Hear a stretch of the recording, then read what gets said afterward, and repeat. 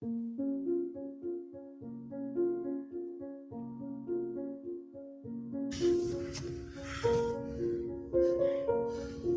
all right, Jack?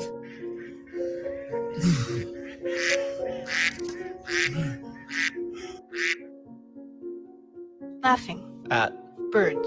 Yeah, I was aiming for the kid, if that makes you feel better. You missed! I told you, don't fuck with me! That kid is gonna get you killed. You work that?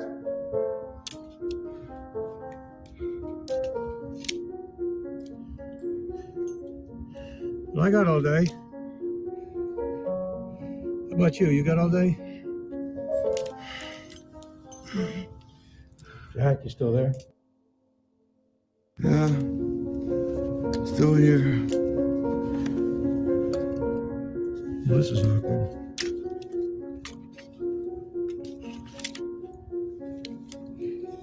When I started this day, I never figured on trading 9 mils with my friend.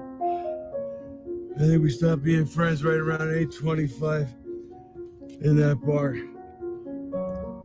No. No, that's not gonna raise 20 years together. We're still friends.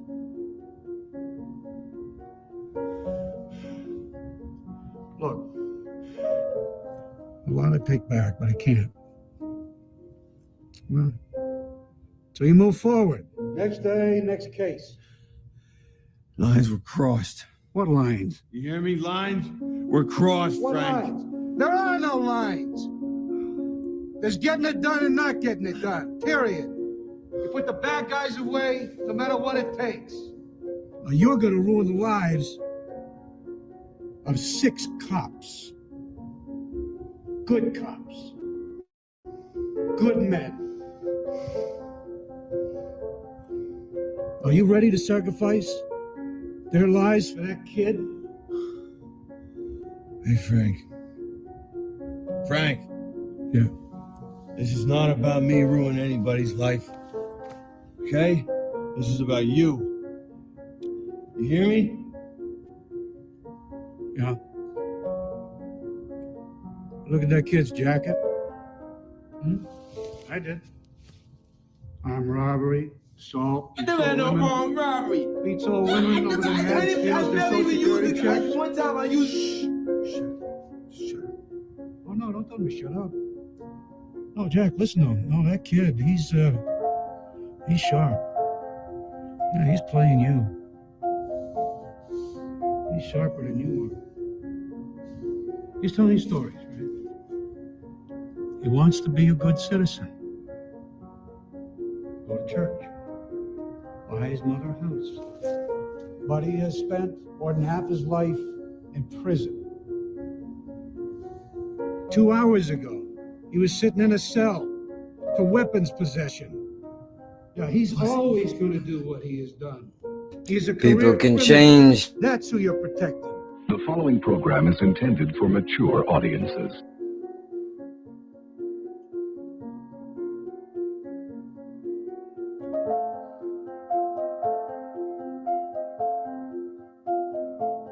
Power.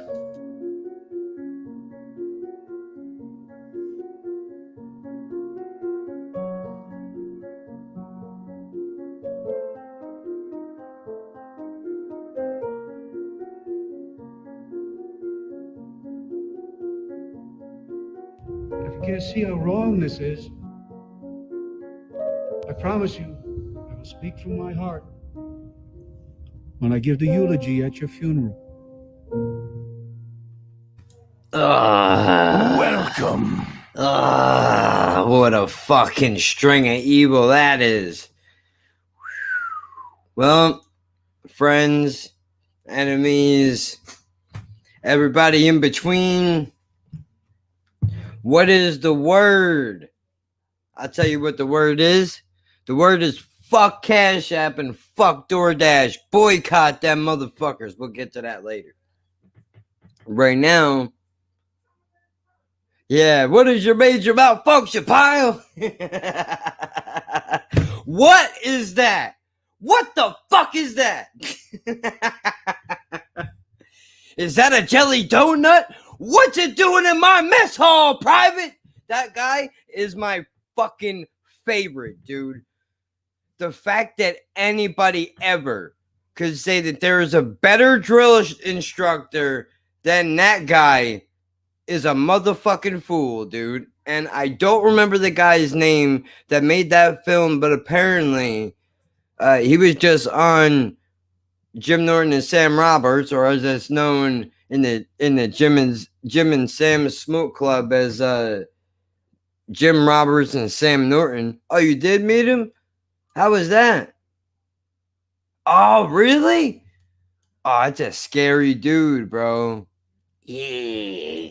Texas Chainsaw Massacre. That guy scared the piss out of me. And I'm pretty sure at one time he was a legitimate drill instructor. I'm pretty sure. But they just put out Full Metal Jacket. They did a re-release of like a 25-year thing where it's all digitally remastered and stuff, which is pretty cool. I love that film. I really do. You know what, dude? One of my favorite things to do is to take ownership of a jelly donut. And on this channel, my jelly donut is a bum joke, a fumbled word, things of that nature. And unfortunately, luckily for everyone that watches the program, when I fuck up, you all don't have to do 50 push-ups. Right?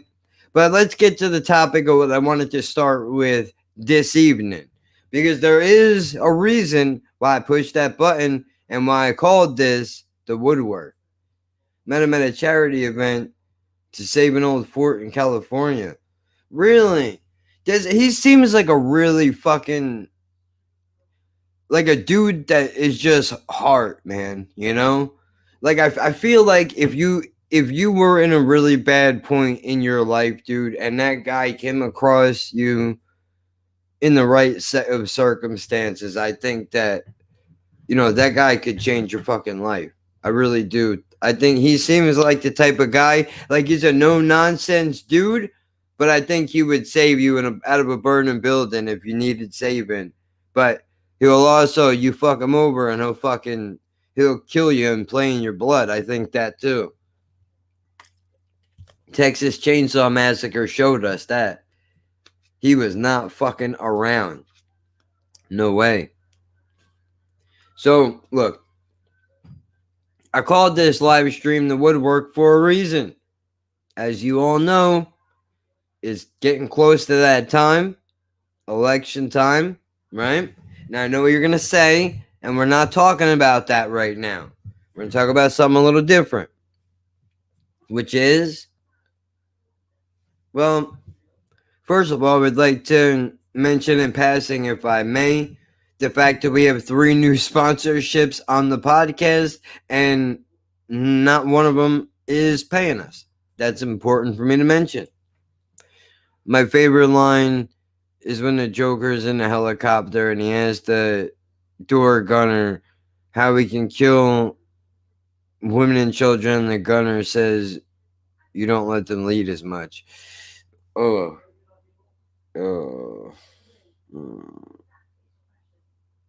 That's heavy.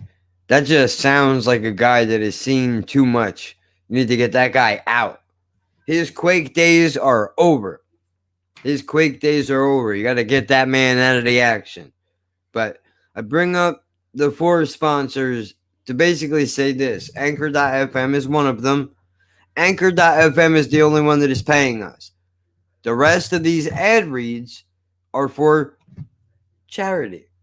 Now, I don't mind doing work for charity, but I don't want to find out 6 months from now that these people that run a charity are getting paid behind closed doors, because then I want my cut, God damn it. But either way, it's for ad reads for the election, and whether you're for or against whichever candidate, it doesn't matter to me. To me, what is important is that you get your ass out and you vote. Now, they are not, I'm not getting paid to say these things on camera in other venues outside of the podcast. But you know, if you've been around the channel for a little while, even last year and the year before, well, the year before I wasn't here on the YouTube the way I am now. And there goes everybody. Bye. But no, I wasn't on the YouTube then the way I am now, but I have been running around, lurking in the streets, telling people that it is important for them to vote way before Trump was even in the conversation. Let's make that clear. Well, before Hillary decided that she was gonna, loosen her fucking chastity belt and, try to run a little bit of a race. But we're not talking about the big wigs. The woodwork, we're not talking about the big wigs. We are talking about local elections. Now, if you do not live in New Jersey, this may not concern you. However, if I may extend a bit of an olive branch to you, if that's the right term, I'm not sure, but whether you participate in the presidential election or not, every year, without fail, we all get the same shit, I'm sure. And depending on from what camp, probably depends on what city you live in, what state line you're on, where the town division is. Now, I'm not sure about where I live. I would venture to say, well, we are pretty much a very mixed bag, because literally a couple of feet away from my apartment is a big ass vote for Trump flag. Yet I'm surrounded by people who are lower and middle class. And even some of those dopes that are hanging those Trump flags are middle class as well, but they're under the illusion that we're not talking about that right now. Okay, fair. Okay, fair. Get back to the local election as you should be. All right, fair. Let's start with the text message that I just got. Message. Apparently, I can't talk anymore. That's how we're doing it. Apparently, I can't talk anymore. So, work with me. From phone number. Can you imagine? I should put you on fucking blast, but I won't. House of worship acreage to be reduced from 10 acres to 2. Council approved Majority Hills negotiation 6-1. No vote casted by Dan somebody. Paid for by letters and numbers. Paid for JSI. What the fuck does that mean? I don't know. Here's what I do know. The acreage that surrounds the house of worship is not my concern. I don't care. Unless the house of worship is going to put a bread line together that I can get in, what's going on over there is not any of my goddamn business. I don't give a fuck. Matter of fact, I'm going to go get something. Hold on a second.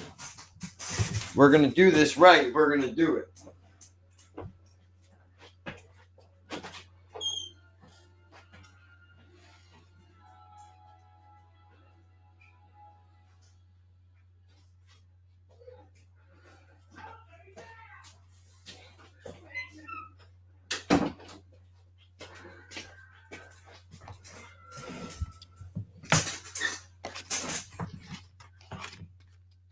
All right.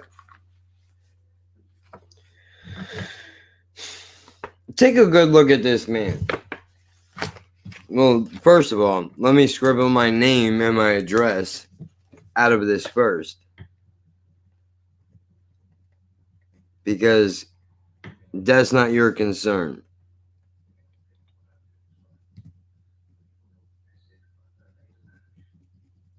Now, I'm sure some of you fucking internet nerds will still be able to figure it out, but whatever. I'm trying, is the point. And that's all you need to be worried about, friends. Take a look at this man. I would like you to see his face. Have you seen this man? I can tell you one thing. Before today, I have not. One more time. Have you seen this man? No, he is not missing. No, he is not missing. Apparently, who the fuck is this guy? Apparently, he wants to tell us all about these people. Who are they, you may be asking yourselves? Well, I recognize their faces. I see her all over the television. I see him all over the television. I know who these people are because they have not stopped paying for smear campaigns. Let's take a look at this letter, shall we? Which side am I supposed to read first? I don't know. Andy Kim lied to you. He said he wouldn't support Nancy Pelosi for Speaker, and then he did. What's worse? He votes with her and her liberal policies nearly 100% of the time. New Jersey deserves fresh leadership and new ideas, not another Nancy Pelosi, not Andy Kim. Excuse me.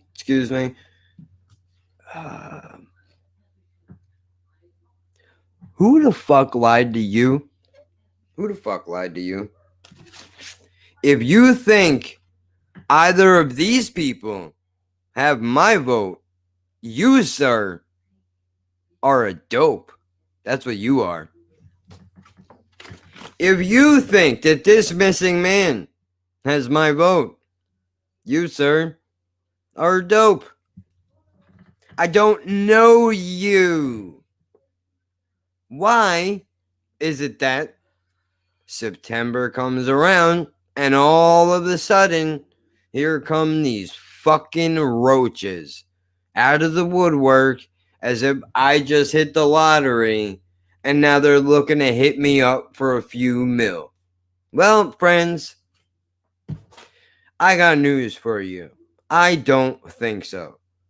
I did not vote you into Congress.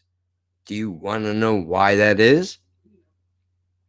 I'm sure you don't care, because all either of you are trying to do is appeal to the extremism on whichever side you are affiliated with. You're not talking to me that way because I'm not buying it. Oh, I'm sorry. I don't know you. I've never seen Andy Kim. I've never seen Nancy Pelosi, whoever the fuck that is. I've never seen this David Rickner, South Jersey native, businessman, job creator, political outsider. Are you fucking... Come on my podcast. David Rickner. Come on my podcast. You're from South Jersey? Huh? You're going to do what's best for the people? Why don't you and Andy motherfucking Kim come on my podcast? You know, the fucking guy from New Jersey that's lived here my whole life that don't know who either of you are. By the way, you're welcome. You're welcome. Nancy Pelosi. Move the fuck over, Dave and Rick, or whatever the fuck your names are. Nancy Pelosi, let me talk to you for a fucking second. The only reason why I even know your fucking name is because you tried to rip papers up on national television because you thought that was the adult way to handle the fucking situation. I have no idea what any of you actually do. I do know this. I am willing to place either of my testicles in a vice and you can tighten them until they pop. If I'm, crazy, but I don't think any of you, up to and including the jerk offs on both sides of this flyer and the others that will be coming, none of you do what is best for anyone that I love and care about, or the state that I live in. What do any of you actually do? What do any of you actually do? How many of you deserve the seat you're sitting in? Also, while people in New Jersey are still getting locked up on record numbers for marijuana, while we have a governor who said that he would legalize it in the first 100 days, still hasn't done so, while the Senate and the fucking House or whoever it is dick around about the idea of a stimulus check, some of us are sitting out here fucking starving. Huh? Some people don't have an unemployment check to collect. Some people haven't even gotten the first fucking stimulus check yet. And you motherfuckers can't even sit down and iron out a $1,200 stimulus check? What the fuck are you doing? What are you doing? What are you doing? I would like to know. What are you doing? Who the fuck are any of you? You have some balls. And before you get all upset, I don't like your language, young man. Take a look at this fucking face. Take a look at his face.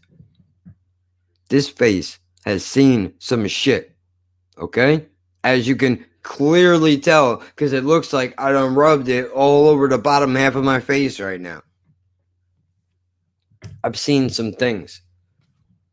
I don't know how many neighborhoods you walk through around here. How many low-income families really have you reached out and talked to? How many neighborhoods really have you been in? I've never seen you on my street, and I've been in all types of neighborhoods. Never not one time have I ever seen you. So you go ahead and explain to me how it is that I dare to call myself somewhat of a conscious voter in the state, in this fucking great state, my dirtbag home of New Jersey. Tell me how I would confidently be able to walk into a fucking voting booth or send my vote in the mail or put it in a ballot drop box confidently, honoring myself and the people that I care about while checking the box next to your names. It cannot be done. It cannot be done. I don't believe for 1 second that you care at all about a single person that lives in this state. I dare go as far as to say, all I think you're trying to do is advance your bottom line. Okay, cool. Andy Kim supposedly has supposedly sided with Pelosi on however many issues. Let's talk about the issues.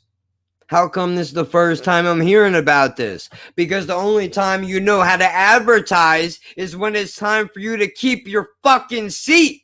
What? Why is that? Why is that? All year round, I don't hear from you. Now all of a sudden? Now you know me? Now you know my mailbox, huh? Now you know what apartment I live in, do you?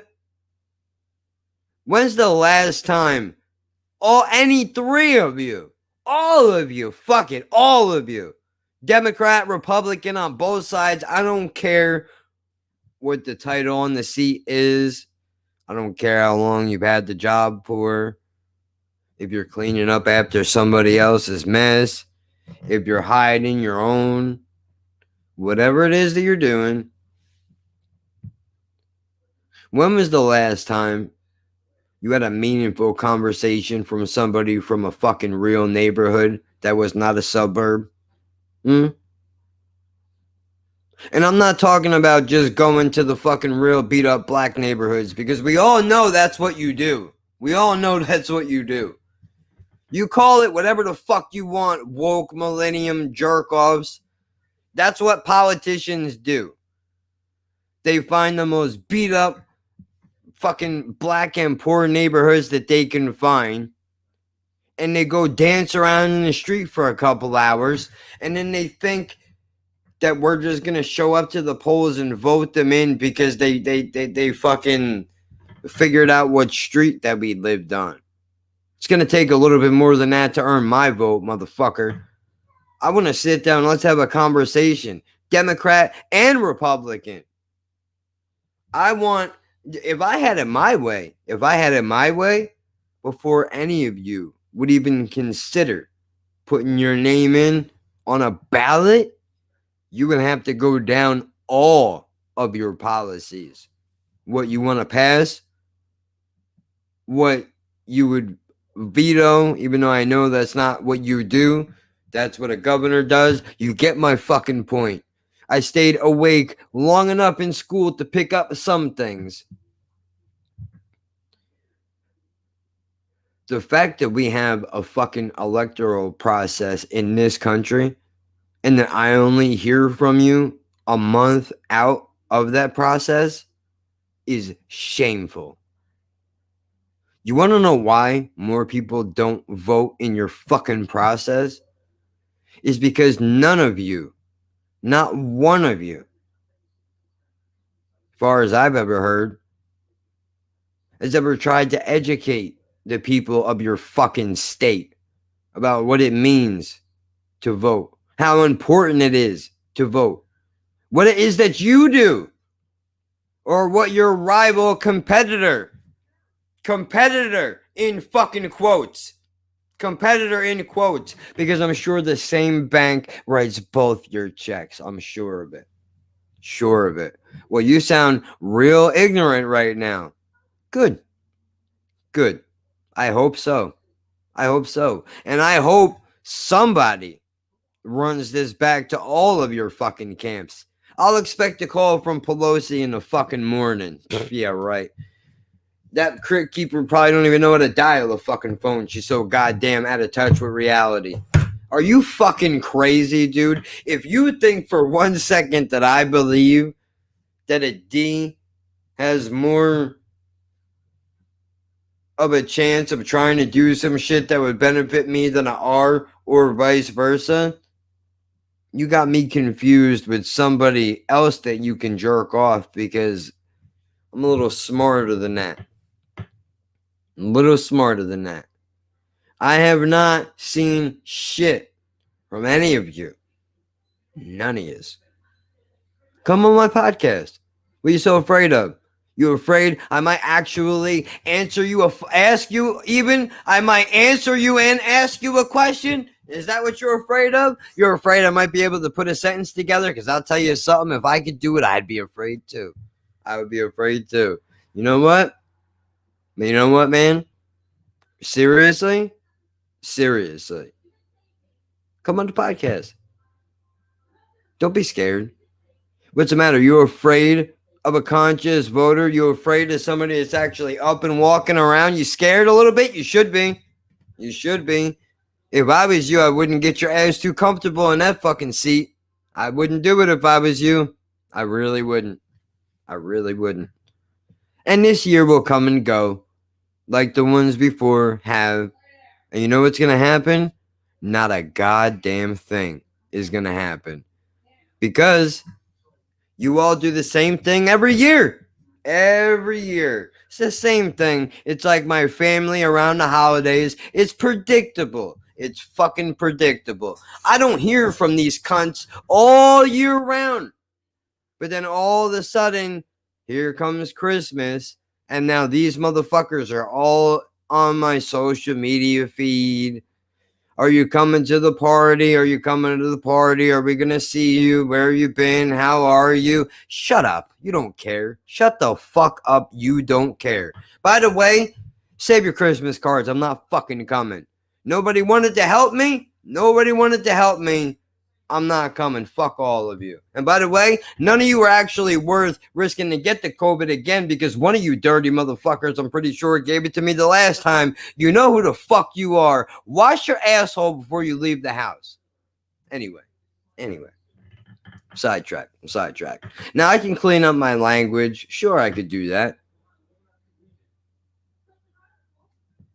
You really want to send notifications to my mailbox? I don't think you do. I don't vote for somebody that I don't know what the fuck their policies are. Philip Murphy got lucky, son. He got lucky. But I knew, at least, you know what? Say what you want about Philip Murphy, the governor of fucking New Jersey. But at least, when you get to step in with that motherfucker, you can see you're dancing with the devil. The guy never hid from day one that he was a banker. Doesn't make it okay.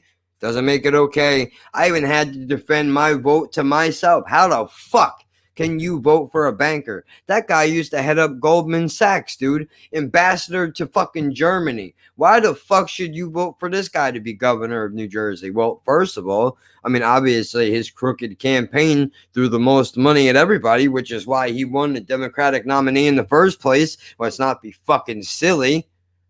But after the corruption is concerned, of course, he said he would legalize weed in the first 100 days. Spoiler alert, he didn't. After several failed attempts from the state and the Senate houses, respectfully, whatever the fuck they're called, spit on the fucking floor. Not really, because I wouldn't waste my spit in my fucking home. When I mention your fucking names, you're not worth the cleanup after the fact. Leave that out in the fucking streets where all the blood runs of your fucking broken promises, you cocksuckers. You should be ashamed of your fucking self. You put a suit on, and then all of a sudden you think you're somebody? I got news for you, pal. This fucking Ted Cruz rip-off a fucking ad ain't doing it, son. It ain't doing it, son. Who the fuck even is this guy? Who the fuck even are these people? Who the fuck even are these people? Do these look like regular people to you? I certainly don't think so. I certainly don't fucking think so. They don't look like a single motherfucker that I know. I'm sorry. Which one of you is his single parents again? I'm sorry. I must have missed that part. Which one of you are single parents again? Single home parents again? Which one of yous? Which one of yous holds down 3 jobs to feed your children? Which one of yous?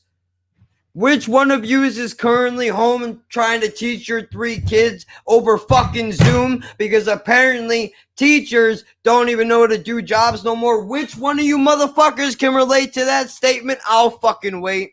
I will wait. You don't have anything in common with any of us, dude. Not nothing, dude.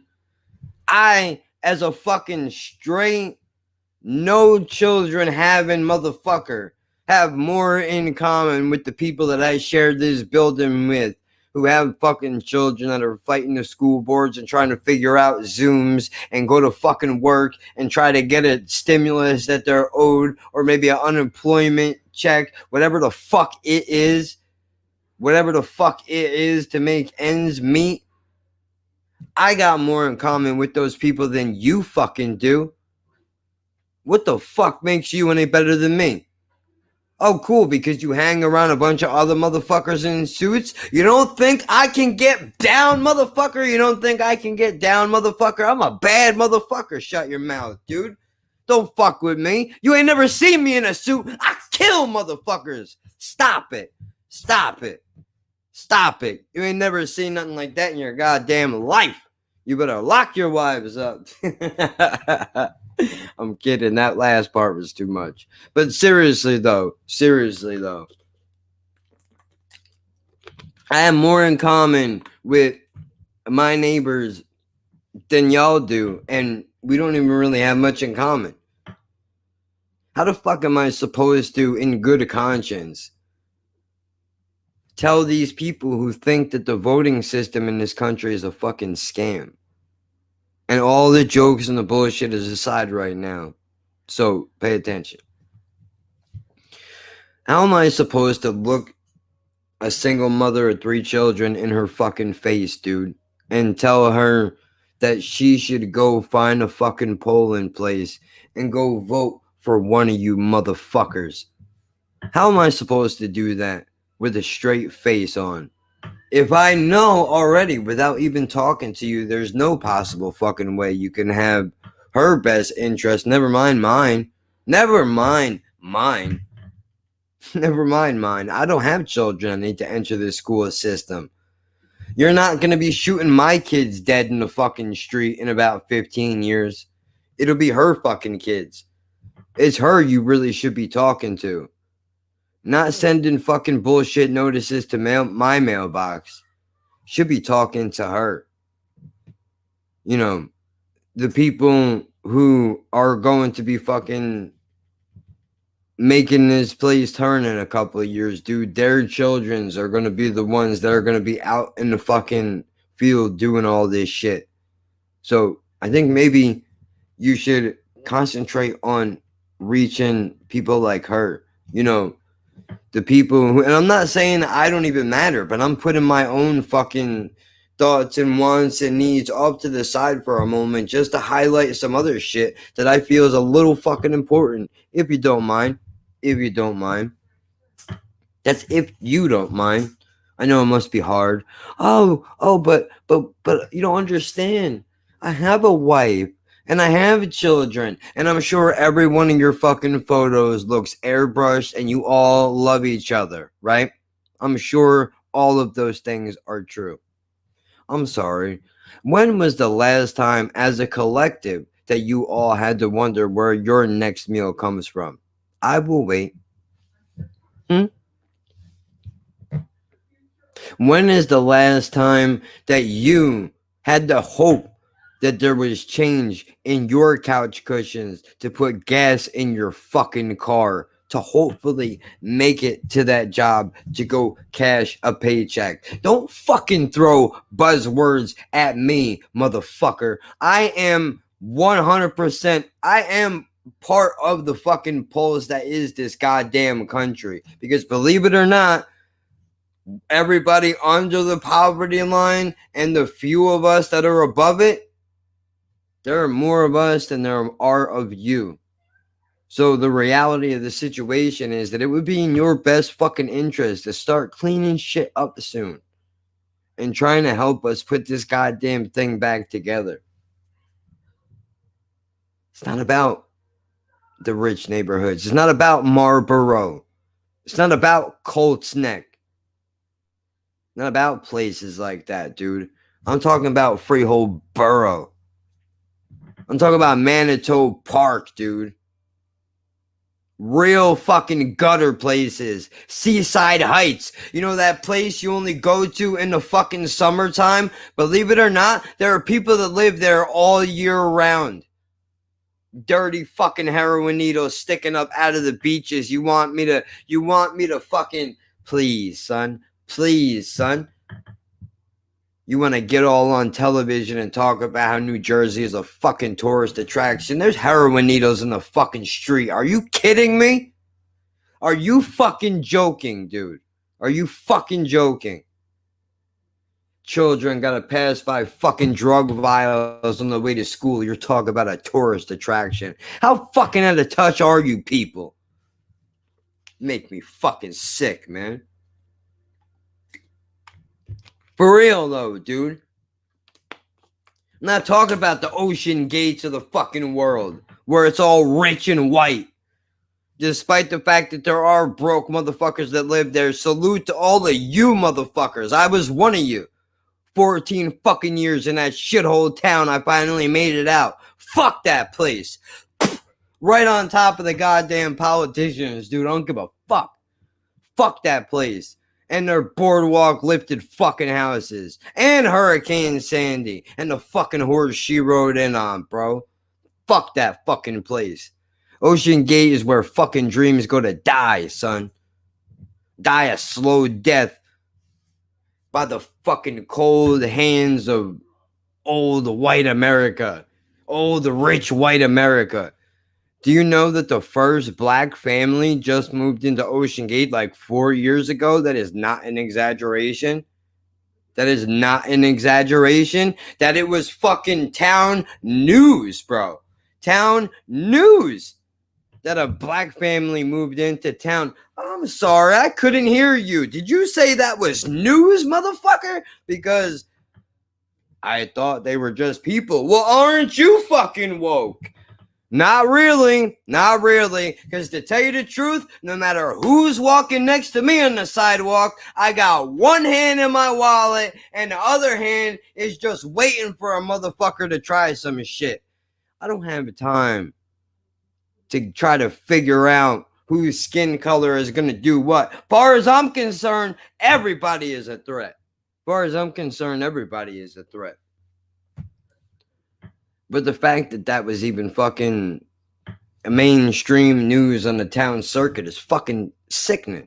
But yeah, let's send some more fucking letters to mailboxes because that's what fucking really matters today in fucking America, dude. That's what matters. That's what matters. That's what matters. Not the fact that we don't even have support systems for our own fucking families, dude. That's real talk. You know who supports us out here in these low-income neighborhoods that you ain't never been in? We do. We support each other. Strangers, motherfucker. Do you hear what I'm saying to you? Do you hear what the fuck I'm saying to you? I fed strangers, bitch, not because... What's up? Sorry, I had to pull myself out of that moment for a second so I didn't give you that energy.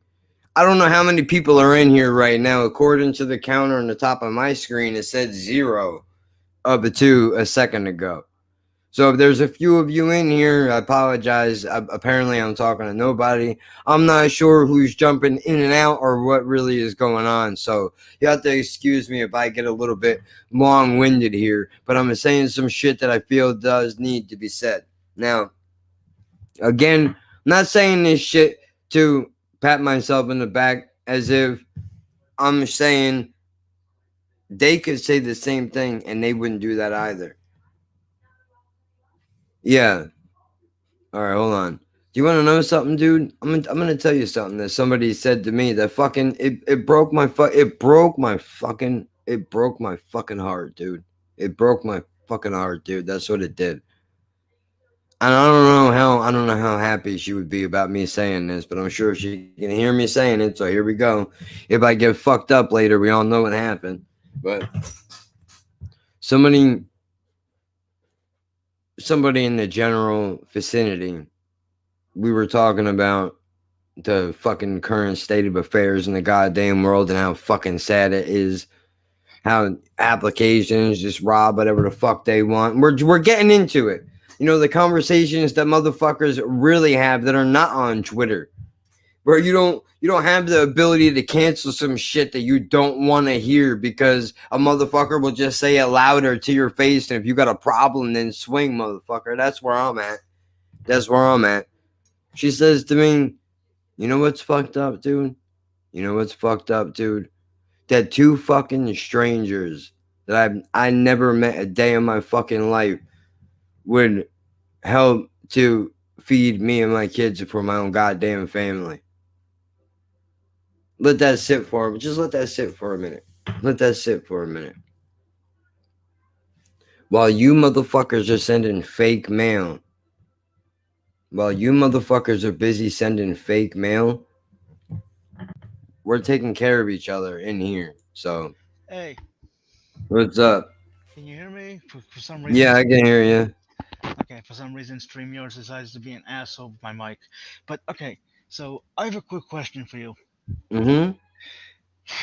Maybe you can explain this mentality. Say you have a famous person that's accused of, I don't know, being a sexual predator, right? Mm. And physicist, whatever, and and they're releasing a book, and you're like, well, I'm not, I'm not gonna buy, I'm not gonna buy this book, and no one should, be, because the guy is a fucking serial, like, okay, like, you know what I mean? Just I don't understand that mentality. Like, why can't people separate the fucking person from the work?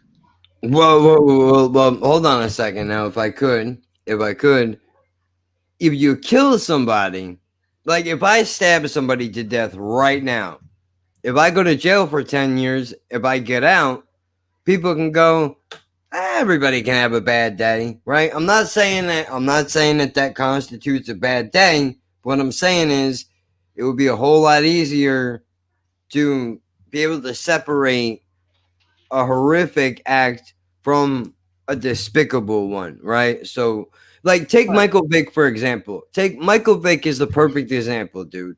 This guy was a fucking hero in Philadelphia. He used to play for the Eagles. He was on a bunch of different teams in the NFL. That's not important. Here's what's important. The guy was a fucking hero to a lot of football fans because he was half decent, right? Now, later on in his career, it would turn out that he happened to be fighting dogs. Now, I understand in some parts of the world that's a cultural thing, right? I have my feelings about it. Other people have their feelings about it personally. Not that I'm going to win any awards or break any news by saying this, but I'm avidly against it. So, needless to say, this dude winds up getting caught fighting dogs some way, somehow. And now the conversation explodes whether the guy should be allowed to play in the NFL ever again because of this. Is it possible to separate the art from the artist, essentially? And I mean, I think as I don't like, mistreatment of animals or people or some shit like that. But,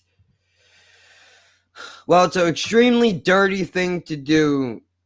I mean, I don't think the man should be awarded for it. At the very least, they should give him a fucking suspension or something. But you can't take a person's only ability to make a fucking living away. Much like however you feel about Louis C.K., right? The guy did whatever he did. It doesn't make it okay, but just because he jerked off in front of a couple of people, that's all between them. But now, does that mean the man should never work again? And I know we're having 3 separate conversations here, but what I'm basically getting down to is this. Whether you can separate the art or the artist really comes down to where on the offense meter on, defending it or being offended by it, does this action land for you? And can you personally separate the art from the artist? Some people can look at OJ's career and they can say, despite the fact of whatever happened, the guy was a hell of a football player. Other people, they look at the murders and the trial and everything else, and they cannot separate the two things. So I understand both sides of the argument. I can see somebody saying, like, well, I think this person is some kind of a predator, and I will never support anything that they do as long as I live, and that's a personal choice of mine. And on the other side of that, I understand separating the art from the artist, much like, say, Michael Jackson, for example. Well, that's a good question. That's a good question. Convicted or caught a case? Okay. I need details. The story changes perspective. A lot of sex offenders out there. Not everything is as it seems. Look, you're right. Lawrence Krauss was accused of sexual assault. Okay, I don't think he was ever committed, convicted. Convicted, right? Yes, Jesus Christ. But unfortunately, even accused is a fucking disgusting label because that haunts you. Okay? And I was just gonna say, we're in 2020, and there are still people that will say that they won't listen to Tupac's music because they believe that he raped that girl. I'm not saying that he did or he didn't. I wasn't there. I can't say for sure. I personally don't think that somebody of his status would have to do something like that. But then again, I would also say that somebody with Louis C.K.'s amount of money could easily jerk off in front of an escort, and that didn't go down that way. So what the fuck do I know about anything? But really comes down to a personal preference, dude. Do you feel that you can separate the art from the artist in this case? And given, better yet, here's a question for you. If he was convicted, would you feel the same way about this that you do, or do you think it would be different if he was convicted of the crime and it was proven without the shadow of a doubt that he was guilty? Well, personally, and obviously speaking personally, it's not that I wouldn't care. I would be able to separate it. Okay, you're a good scientist, right? You're a good physicist. Okay, I'm not gonna stop reading your books because I don't know, you were fucking convicted. So what you're saying basically is, if it took the Nazis to be moved into America and hidden into branches of psychology science to be able to move it forward, then that's the price of the admission we're gonna have to pay. I mean, that's what? What I'm saying to you is, basically, if this situation was like the end of World War II or whatever the fuck it was, because I'm not a history major of any kind, right?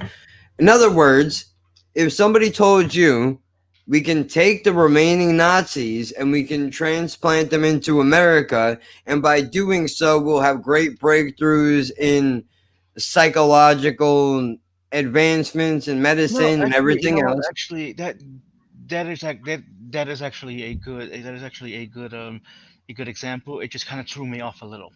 Right. Well, I mean, it's not every day. Somebody probably throws that shit out there. That's why. Because you're right. Because you're right. A lot of the Nazis, fun little fact, a lot of the Nazis after World War II, rather than being jailed, well, a lot of them were jailed and killed. Came here to work in America. Yeah, but in secret fucking laboratories and shit. Yeah, but here's the thing. What they did was obviously reprehensible. Okay. Of course, every one of them should be shot, hung, shot again, fucked, and hung one more time for good measure. But here's my question to that. Like, would you, this goes back to the question separating the art from the artist. If you're asking me if I would take a cure for cancer if it came from a Nazi, I mean, I guess all I'm saying is, dude, like, I mean, sometimes look, it's for the greater good. If it's for the greater good, I'm not saying I co-sign anything that the guy did, right? But if it's for the greater good of fucking humanity, that is literally my point with that. Okay, just because it's like, to me, it's like the knowledge you have, it could be put to good use. You know what I mean? It's like, it's like those cartoons you used to watch when you were younger, right? It's like, you know what I mean? The guy. I'm not saying the guy's misunderstood. Okay, I'm just using the cartoon as an example. Like, let me help you. Let me, let me put your talents to good use. You know what I mean? Yeah. I don't know. I can't fucking speak. You know what I mean? So I'm assuming that this was born from this dude put a book out, and conversation got brought up, and motherfuckers were like, "Oh my god, how could you co-sign that?" By buying his book, you are literally saying that, like, what he's doing is, you're saying you're okay with that or whatever, right? That's how these fucking idiots sound when they talk. At least that's what I hear. Because these same people that say things like that, whether they're right or wrong, is irrelevant. Because I personally believe, every one of these cases is literally a case by case basis. You cannot take one situation. You can't take an OJ situation and apply it to this. It doesn't work that way. And it's the same thing with the George Floyd thing or whatever else it is. It's the same. Tell me how Mayweather wouldn't fight Pacquiao in his prime. Yeah, he's got no problem going to fight fucking Jake Paul. What the fuck kind of world are we living in? I know one thing really has nothing to do with the other, but I'm saying, look, the world is topsy-turvy and things don't make sense, right? But we cannot, this groupthink has to stop. If you as an individual, if Midnight Sparkle wakes up in the morning and he says to himself, herself, theirself, I feel like I can separate the art from the artist, and I feel like whatever is in this book is interesting enough of a read for me to at least put my feelings on hold for whatever this person may or may not have done. I understand that logic of thinking. That's the same way if you were to go out right now and you were to buy a book on, say, Halliburton, right? That doesn't mean that you co-sign everything that Halliburton has ever done, but maybe you were curious as to what information are they actually looking to speak about in a book, so you may read something despite the fact that you don't necessarily co-sign their actions. So, you know, I think it's just, I don't want to live in a world where people are not allowed to make it a choice for themselves. If they want to look past something that somebody may or may not have done, that's entirely their situation. Look, there's people that, you know this firsthand, dude. There are people in your life that know me that 100% will judge me just off of the fact that I have been arrested on a drug charge. They don't care what kind of drug it was, what the reason behind it was. They don't care the story behind it. All they need to know is that I was convicted on a drug charge, and that's it. Now, they have made up their opinion about me. Doesn't matter how many people I tried to help, some of the terrible things I might say, some terrible things I might do. They already have their mind made up about who I am already. Now, I mean, that applies to me as well, because that's right, yeah, but it's it the other applies to way both of for us. you. Yeah. It's the other way for you, though, whereas you're looking at it like, yeah, I've known this guy for fucking ever. I can't just look at one thing that No, he no, no, did no, and no, be no. like, I meant people look at me and think they know, like, you know what I mean? oh, yeah. Like we're both the same in that regard, because people look at us and be like, oh well, they're this. I'm like, okay, just Well, I because mean, dude, but this is exactly what I mean. To whereas you can come, I can see why you could come in here and you could pose a question like that and feel comfortable enough to have a conversation about it, because you know that I'm not going to unnecessarily try to woke you to death, right? Like I want you to make whatever decision that you feel is right, and that's what is important. Like, yeah, like the man said, dude, and who cares what somebody else's opinion is? Exactly. Him and his ball chin. I can't co-sign the ball chin, but I can agree with the statement. I could do that at least. well, yeah, to me, this whole thing, because during these past 4 years, I think was 2016 or whatever, I saw everybody like, oh my god, this artist is supporting Donald Trump. I will never read his comics again. I will throw them away. I'm like, what are you, fucking retarded? Bro, nothing burns my pubes faster than somebody saying some wild shit. Dude, I know two guys that are related by blood. They're brothers. They literally don't speak because one of them was for Hillary and the other one was for Trump, and they do not speak to each other anymore. Oh, God, speaking of Trump, look, I honestly don't know if he's gonna instill a dictatorship if he wins. It doesn't seem unlikely. He better not. If he knows what's good for him, he better not. Because all I have to say is this: I don't give a fuck who is in that office. You got us fucked up if you think this is getting turned into some shit where you can just show up and not leave one day. Yeah, no, I agree, but people seem to be either intentionally, unintentionally misunderstanding, or just putting something that's not there. Because today is like, well, get rid of the ballot, and like, look, Look, I think the man's an idiot. Okay, the man's the most incompetent man I've ever met. is he? Yes, I mean he is. It's just one of those things that he's not. Look, he's not a saint, and he's not Hitler. He's just. He's a fucking businessman. I said this, dude. Did I or did I not say this to you before he even won the fucking election? I said this motherfucker is a businessman and he will run the country like a fucking business. And a lot of people are going to love him for it and a lot of people will hate him for it. But the one thing that is most important overall is that at the end of the day, he is a fucking businessman, and that's the way that he's running the country. So by that logic, did Obama run America like a lawyer? Because was Yes, he fucking did. Yes, he absolutely fucking did. 100%. Name one time that he ever said something that did not sound scripted. I'll wait. He never did. He 100% did everything by the book the way a lawyer would do it. 100%. I'll give you that. I'll give you that. What, dude, one thing you can say about me, man, is I try to be as consistent as possible. Now, the one thing that does kill me, though, is that I don't like the fact that people are caught up in between Trump and Biden. Dude, it's one of those things where I'm like, dude, you know what? Just let it end. I don't give a fuck who wins at this point. He's like, bro, he just likes to troll people. Bro, the motherfucker said I could shoot somebody on 5th Avenue and I wouldn't get arrested.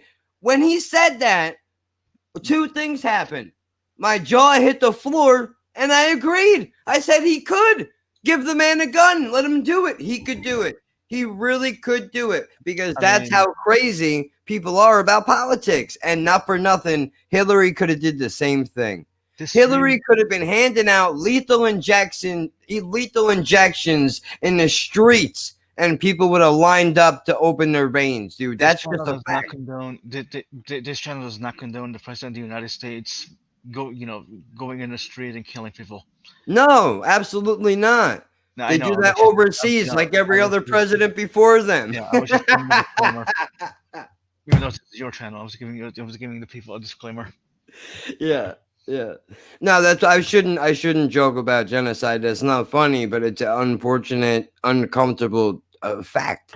I was just in your dude. That's exactly why I called this live stream The Woodwork, because I got one of these deals in the mail. Where did I throw it? I'm going to show you this real quick. I'm going to ask you 2 questions, and it'll be a very simple. I will show you a picture, and all I would like you to do is tell me if you recognize the person you are looking at.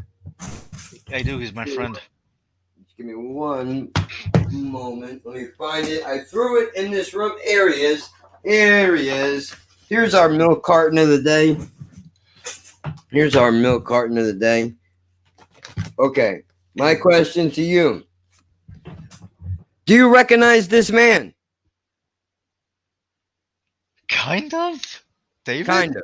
Who the fuck is David? That's better. That's better than what I had. This one is kind of easy. I think it's a little unfair. So let me bend the rules in my favor quickly, if you don't mind. I will still show you the other 2 slides that are left in this projector. Do you recognize this man? Yeah, it's Andy Yang, or whatever the fuck his name is. Andy Kim, but that's goddamn close enough. And I don't remember. Andy Kim, girl's name. Oh. That's how you remember.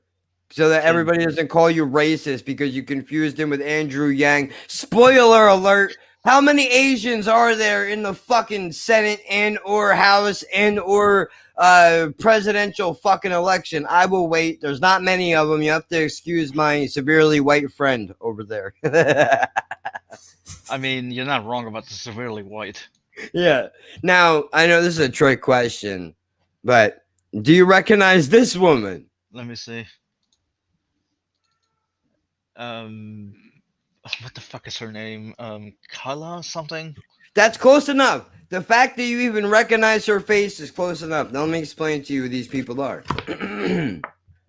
Apparently, this fucking missing person's name is David Richter.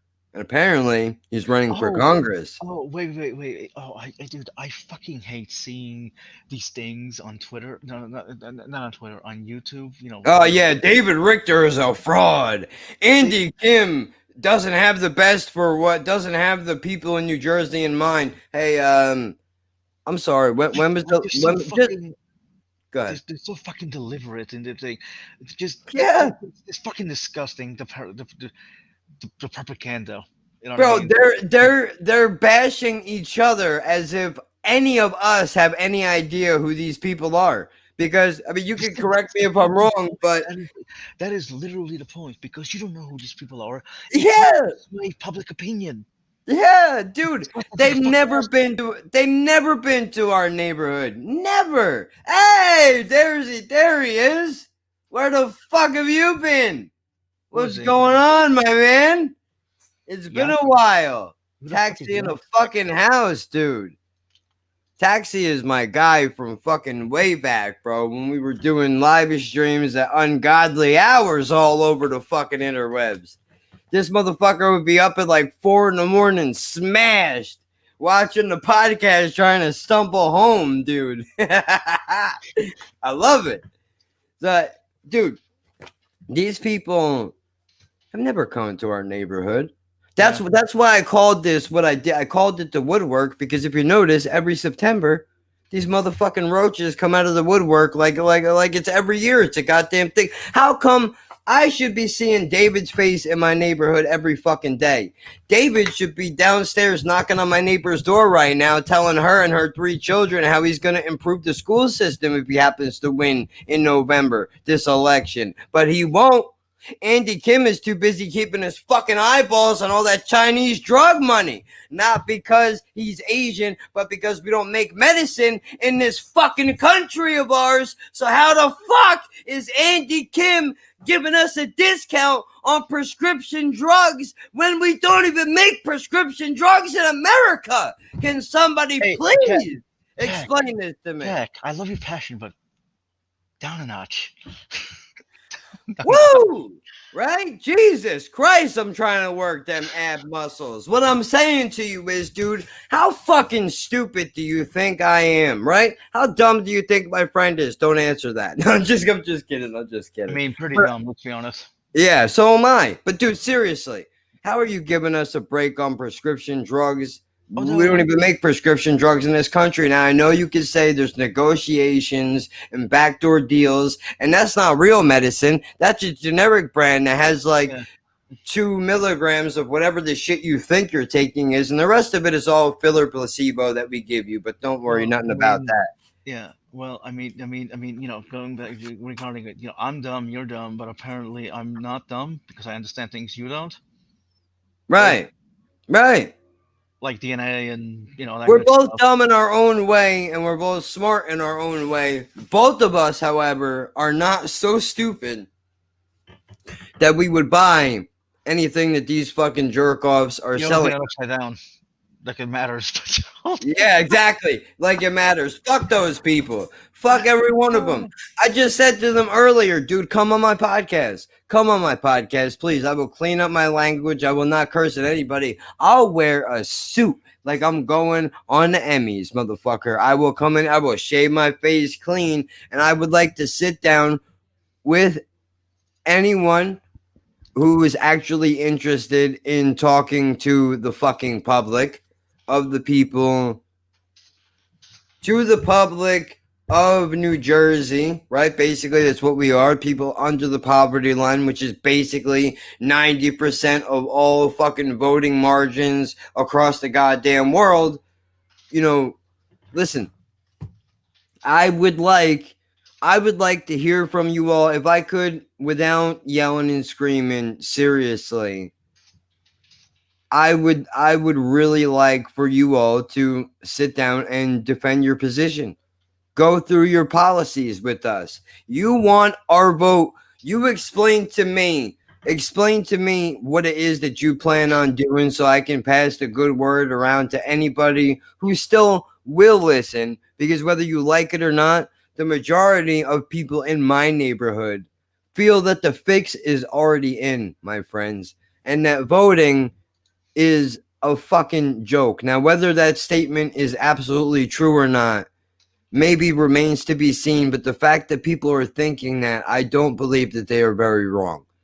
As a matter of fact, you all have led them to believe this for many years, and yet still you continue to do absolutely nothing to try to change their minds. Everybody always complains. Do you know I got 4 fucking ad reads on the podcast now, and 3 of them don't pay because they're political ads that are run by charities. Maybe if you change your name to Cardi B, yeah. I mean, do you really want those political ads on your channel? I did them anyway, and the only reason why I did them was because they didn't. Well, one of them did pick a side because it said, it said there are many other candidates on the ballot this year besides the president, and then continued on to say they were bipartisan. For all the jerk offs in the House, let me explain to you what just happened. Bipartisan means, as far as I know, and you can correct me if I'm wrong because you're the books guy, right? Bipartisan means that you don't pick a side, that you're able to maneuver on either side of the aisle, be it Democrat or Republican, to get the fucking job done, is what bipartisan means. That you will not allow a party line to stop you from getting things done. Bipartisan or involving the agreement or cooperation of 2 political parties that usually oppose each other's policies. Okay, so now explain to me, is it possible to still be bipartisan and bitch slap the other person you're supposed to be making a deal with? Now, personally, I personally felt like that was... You can bitch slap your friends, so...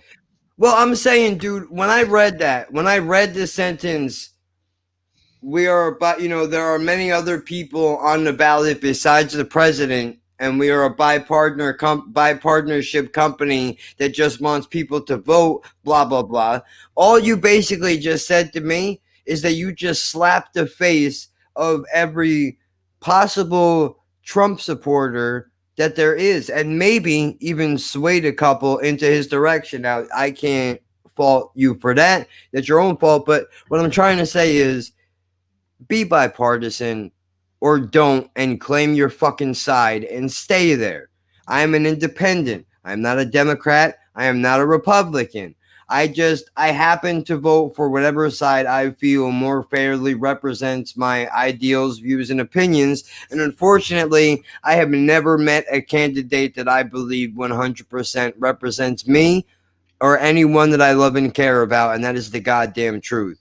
There has never been a candidate, as long as I have been alive, that I've seen with my own 2 eyeballs or heard speak with my own 2 ears, that has ever had the best interest of a disabled American, that has ever had the best interest of a single mother home, a single parent home, rather, single father, whatever it is, whatever the situation is, the school systems that constantly fucking fail year in and year out, while you just shove all of these children into the lower percentiles of fucking departmentalized learning and special ed classes just so you can push them out the door, so you get more fucking grunt workers and more people to sign up for vocational school to work at dead-end jobs like fucking McDonald's or Target, while everyone else just seems to sit around and just keep shoveling the dough in their fucking pocket. Well, there are valid criticisms to levy against formal education. Like, one of them is that it was originally made to create factory workers. Like, see what I mean? I didn't even know that shit until you just said it. I didn't even know that until you just said it, but somehow it doesn't surprise. There's a fucking reason, why in school we were supposed to sit there and listen, and they basically got us trained to go from classroom to classroom because of the bell. You know what I mean? Oh, bro, You sit there, you listen, bell rings, you go to your next class. I I gotta come up on here and tell this story about when I was walking through the hallway, coming back from bathroom break in class, and they decided that they wanted to hit the Pledge of Allegiance in the middle of my traveling from the bathroom back to my classroom. There was a teacher that actually stopped me in the hallway and demanded, not only do I stand still, but I put my hand over my heart like a fucking American and salute the flag. How dare I? How dare I, as an American citizen, have the gall to disrespect this country and the troops that have died for that fucking flag? That's not what they're dying for, by the way. We'll get to that later. Put a pin in that. How dare I not stop and salute the flag right this second because you think so? Well, first of all, motherfucker, let me let you in on a little secret. This America, baby. That's number one. Number two, motherfuckers are overseas spilling blood for my right to walk through the hallway. You have no freedom in school, dude. You have no rights in school. You should know this. School is a prison. It Kind of is. like a prison. It's a prison. You can go home. And But still yet I rebel, and yet I walk past and I say they're dying overseas in other countries, so that I may be so lucky as to have the right to look you in the face and tell you to go fuck yourself. I'm going back to class. Don't you dare try to infringe on my American rights, goddammit, Hey, and tell Jack, me if that you I need to stop and salute the flag. I know where the fuck I am. Jack, God, if you want to screen share this Twitter chain, like do that really quick because it's where is interesting. it? I don't. It's private chat. Oh, I'm looking here for it. Like, what's he talking about? I'm a fucking idiot. Screen share this and then read because I know. I'm looking. because I'm looking at this and it's just like All right. What is this? What is this? basically we were talking about with Trump, right? So Trump is gonna get past the Constitution for a third term, and just and the people are like just Matt Dillahunty is like, no, that's fear mongering. Stop. All right. Well, hold on. I'll share this and I will read it. I'll share it and I will read it. Just give me one moment. And let's go through this, which will probably ultimately get everything pulled down because you can't have freedom of speech anymore. And by the way, Jack Dorsey, I want my motherfucking money, god damn it. I want my motherfucking money. This will be the last time that Twitter gets pulled up on this motherfucking program. I better see my $84.77 put back into my Cash App, motherfucker. What the fuck does Twitter have to do with Cash App? Because Jack Dorsey, who owns Twitter, also owns Cash App, if you didn't know. Oh, well, okay. I know, I just found that out too, because I went and looked up fucking Square to try to figure out who the fuck do I gotta write a letter to around here to get my goddamn money back, but as it turns out... Oh, Jesus Christ, that looks terrible.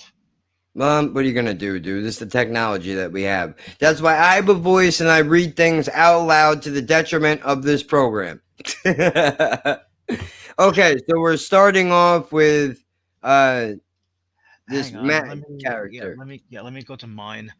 But hey, I got it. I can read words. If I need your help, I'll tag you in. Thank you. Okay. Says, see it myself. No, I'm not leaving. I'm not joking about leaving. I'm not teasing about leaving.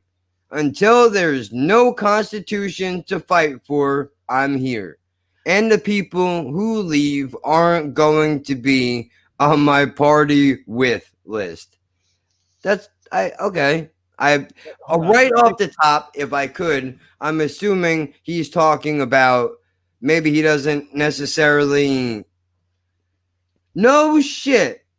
Well, isn't that motherfucking beautiful, dude? He said I was just typing about freedom of expression, and this comes up. Well, Kevin, if you click on the tweet, like you see the entire chain. Which one? The top one? Yeah, just click on the top one. It will take you to the entire chain. All right. So if you go up, all the way up, It's a short thing. Oh, this is where the conversation started. Oh, and look at that, it cleared up. They erased a bunch of stuff. No, no, no, no. It cleared up in the sense that I could actually read the text. Oh, hold on. I'm pretty sure he will get reelected, and I'm sure one of those crazy rioting people is going to do something stupid, Kennedy style, and we'll have Pence as a president. Dude, excuse me for a moment. I fucking hope not.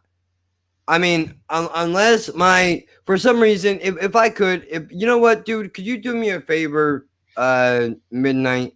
If you could survey the gay/trans community, however that sentence is supposed to go. I understand that they are not necessarily the same thing, but if you could maybe ask around for me, and this is a 100% legitimate question. I'm not trying to be a douchebag. I really would like to know.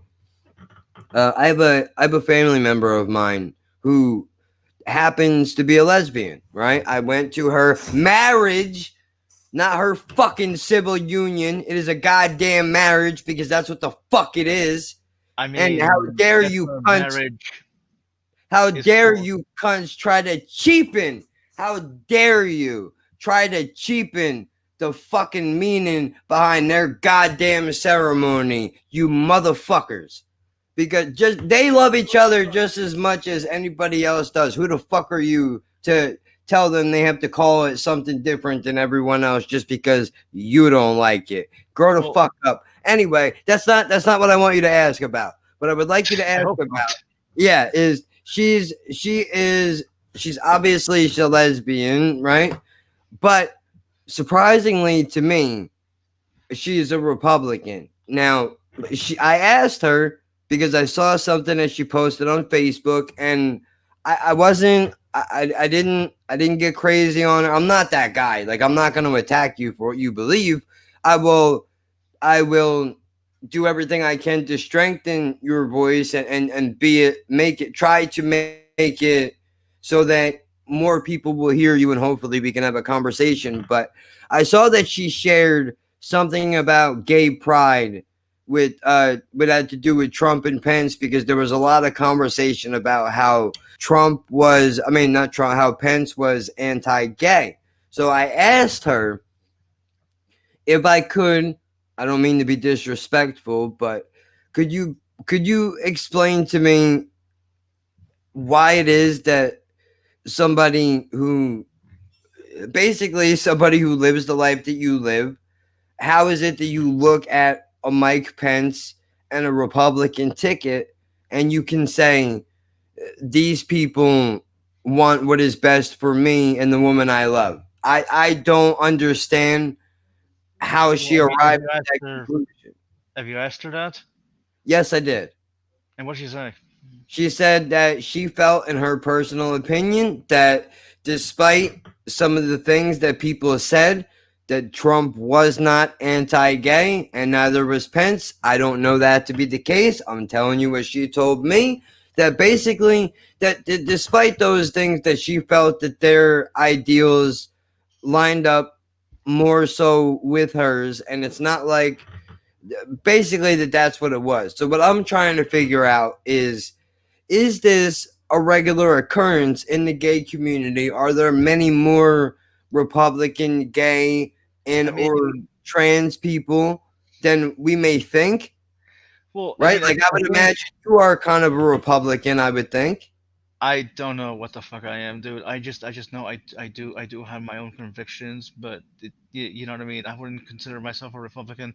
Like at the one hand, I don't know what the fuck I am. I just But no, I go wherever. you probably much like me is you look at the issues and you could probably pick an issue from each side a few times and then you form your opinion, your based on the people that you have been around your life, because let's face it, that's how our political ideologies are formed, by the Yeah, people that's that we true. surround ourselves by. That's true. But here's the thing you gotta remember. Like this is an insult. Like a lot of people are not informed. So yeah, we might get Right. our opinions from them, but but at the same time, if we're critical about it, we could be like, okay, well, okay, is this true what they said?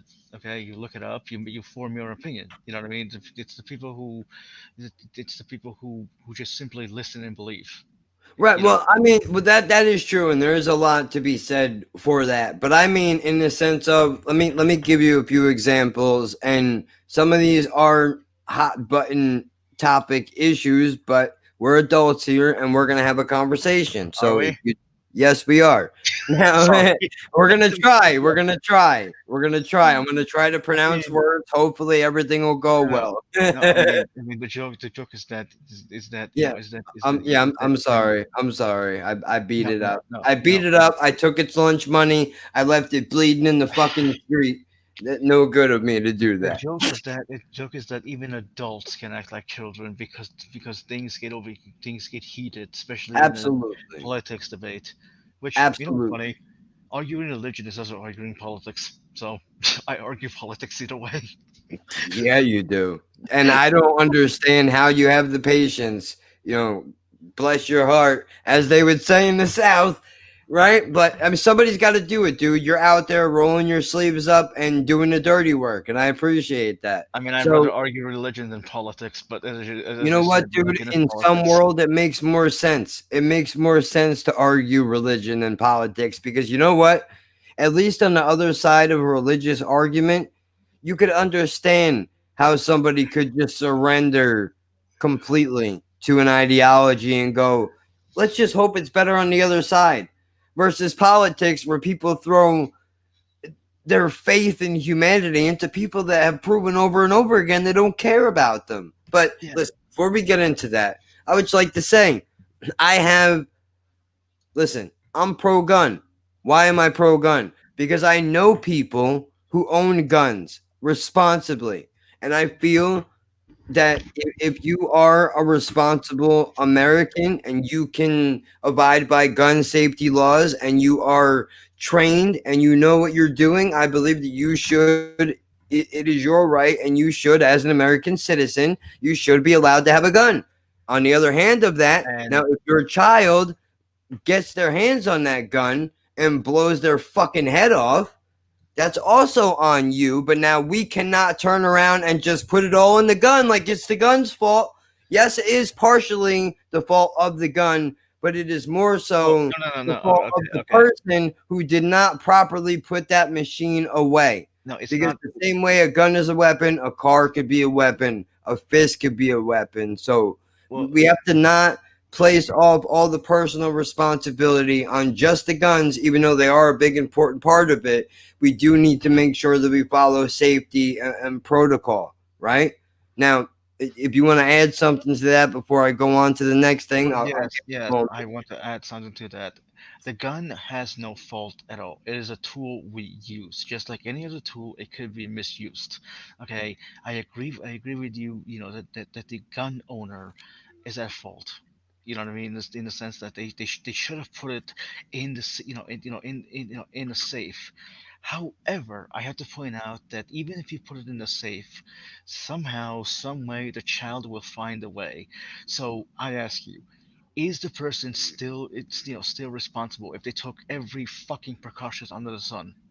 Hey, listen, man. As long as you listen, here's the way I look at it. COVID-19 is all over the place. Whether you believe it is real or you believe it's a conspiracy, right? Everywhere, all over the news. Here's what we know. Here's what I know. That when I'm getting ready to walk out my door, I put a mask on. I keep some hand sanitizer spray in my back pocket, and I keep as much distance as I can from every other human being that I don't know, and even extra distance to some of you that I do know, right? Now, I take all those precautions, but that doesn't mean that if I walk out my door, I'm going to get the COVID. However, if I get it, at least I can say I tried. So if a gun owner takes every fucking precaution and somehow still a child gets into that gun safe, if it's no fault of their own, for whatever the reason is, doesn't matter. As long as they are honest with themselves and they can say, I 100% did everything safety protocol. Yeah, but Did, the fucked like, up there's part is that literally there was nothing else supposed to I could be. have done. We have to understand that there's always going to be room for error. Yeah, Always. I think the fucked up is that the gun owner will still be responsible under the law, like morally or whatever the fuck. He did whatever he did everything he could, but Mm. you know what I mean. He said, "Okay, so you're pro gun. How do you feel about a pro tank? Should an American have the right to Oh, own a wait, tank?" Jesus, Whoa, whoa, whoa, whoa! Wait! Because see, this is where emotions get involved now, and this is where cooler heads have to prevail. Now, I said I was pro gun, right? Let's not get crazy. There's absolutely no reason why you need a fucking. You don't need a Tommy gun. You don't need a fucking AK-47, dude, or whatever the fuck is the big ones that people are fighting over. Get a 9mm, get a 38. Be a fucking person, would you please? So, Knock it off with the fucking with the if the gun comes up to your kneecap, motherfucker, it's too big. Put it back. Go try again. I understand some of you guys like large gun. I'm sure it's super fun to shoot it off, dude. But do you really need all that firepower? Am I pro tank? I mean, I think a tank is a little ridiculous, but well, I think that's there part are of the question. there are people. My mother right now has a driver's license. You might as well put that bitch in a tank. She's not paying attention to nobody else on the road. So whether people drive a tank or they drive a fucking Nissan, some people just shouldn't be behind the wheel of a car, right?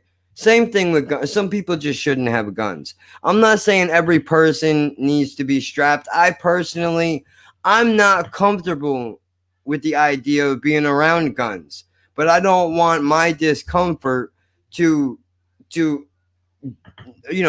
disadvantage somebody who has done everything right in their life to be able to be a responsible fucking gun owner. I don't think that's crazy, but we can agree to disagree. Scary and dangerous, and they should be taken away from dangerous, crazy people.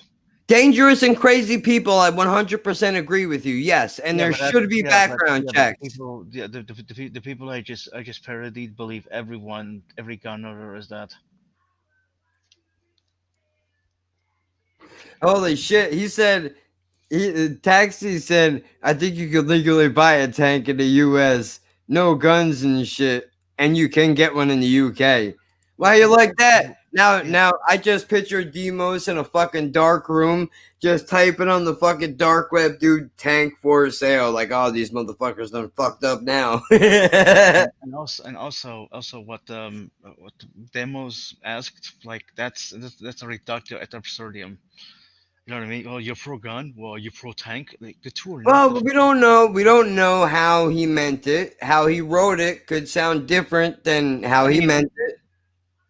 Let's be fair. Plus, this guy he's a little bit of a ball breaker, but he's usually is very neutral when it comes to things. So if he feels strongly about something, I'm willing to, I'll allow it. Not that I'm an almighty fucking power or anything, but I mean, if that's the way that he feels, I mean, fuck, dude, the guy's earned his keep around here more than once. That's for goddamn sure. So he could throw whatever questions that he wants, whatever way he wants to write them. He's fucking, him and his ball chin have fucking earned it. God knows. I mean, it may have been sarcastic or whatever the fuck, or not even sarcastic, but the way he put it, it's meant to point out, it's meant to point out the absurdity of the argument by going to the extreme. That's reductio ad absurdum is.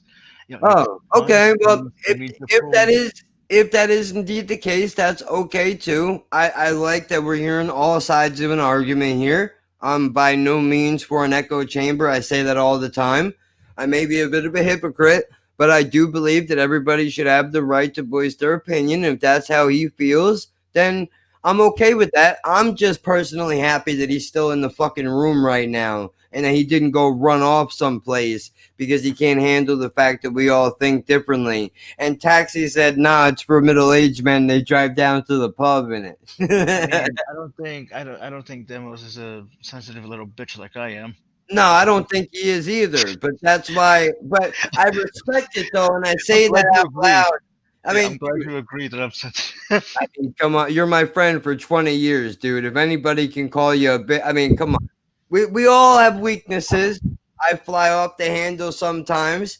You run the other direction sometimes. We all have Look, weaknesses. look, yeah, look. Here's the thing. Here's the thing. Here's something you and I had to. Well, it's obvious, but people who have gone through trauma, you know what I mean. Our fight or flight response is on the overdrive. You know what I mean. Yeah, So we always feel like we're threatened when we're really not. right. You know what I mean? 100%. We're sensitive to the world, and it's just one of those things where either we control our sensitivity or we risk losing friends, families, and eventually killing ourselves because we're too fucking depressed. Right. Well, if I can move on to the next hot button topic. This I mean, one. I didn't really address the corona one. Oh, go ahead.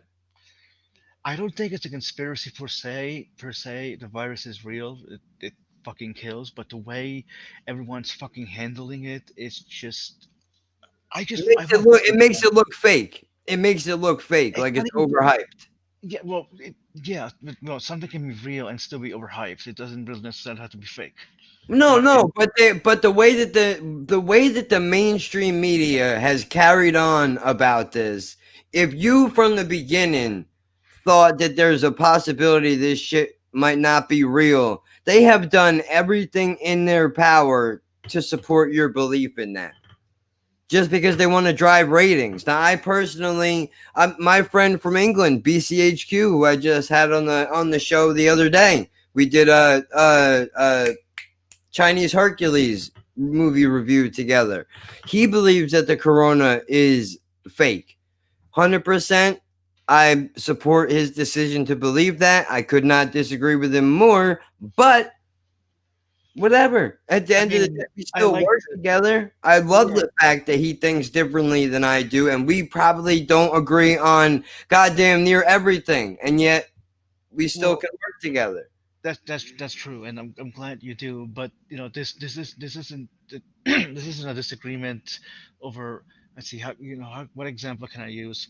I know where you're going. You're basically trying to say like this is not something that should be taken so lightly as to be left up to agree or disagree situation. This isn't a debate, a disagreement over whether 9/11 was an inside job. Right. You know what I mean? Right. This has 9/11 had a real world consequences. You get the point. Everybody, if you don't understand what he meant by that, what are you even doing here? You know what I mean? Like, you should be able to read between the lines of what he meant. What I meant with you know what I mean? Because not everyone's as smart as you. Well, what he's saying basically is that he's not trying to downplay what happened on September 11th, right? And by saying it the way that he said it, it may come off that way. But for all the dunce caps that are not sitting in this chat right now, for all of you that may be watching this back later in the future in internet land, that's not what he meant. Now, cancel us. I could use the ratings. But don't cancel him. Cancel me. Yeah. Cancel me. Tackling on Trade. Host of Laughing at Birds every Saturday, 5 a.m. Eastern. Again. Yeah. 9/11 had real world consequences, obviously. Okay, but arguing about whether it was an inside job 20 years later or 19 years later is not going to take the cancer away from the firefighters who were looking for fucking people in the rubble. Right, and regarding this, okay, COVID-19 still poses a real danger here. You know what I mean? Now, CB, I'm just gonna call him CB, like. He may not believe it, but I really hope he takes care of himself and his family, because if I remember correctly, I asked him about that because he does have parents that are a little bit older and he does have children. So luckily, he is taking all the necessary precautions, even though he does think that it's fucking ridiculous. But he's doing it for the sake of his parents and for his children. But he did say if he was on his own, if he was by himself, he would be doing no such thing. Okay, well, see, that's different. Then I from the way you made it sound, it was like he doesn't believe it, and he's not.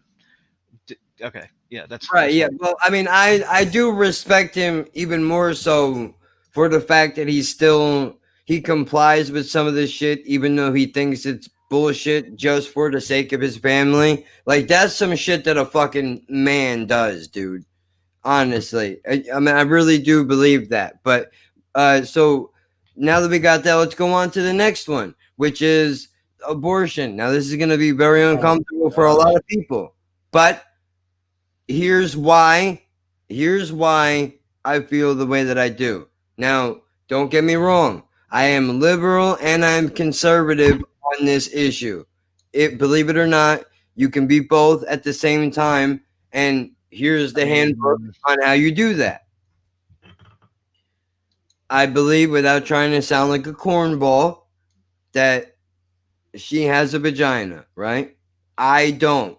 So what she chooses to do with her fucking body should be her decision. Now, don't get me wrong. If I think I should at least be consulted. In other words, if she got pregnant tomorrow and she came to me and she said, here's the situation. I'm fucking pregnant. Now we have two options. One of them is I'm going to hit the clinic, or two is, you know, we're going to have this baby. Now let's say in this fantasy world that she does not have heart issues, where if she attempted to deliver a baby that it would fucking probably kill her. Let's pretend that that's not the case. Let's pretend that we're not flat broke and all that bullshit, right? But now what I'm saying to you is I bring this up simply to say this. I believe that I should be consulted. In other words, she comes to me and says, okay, here's the deal. What are your thoughts?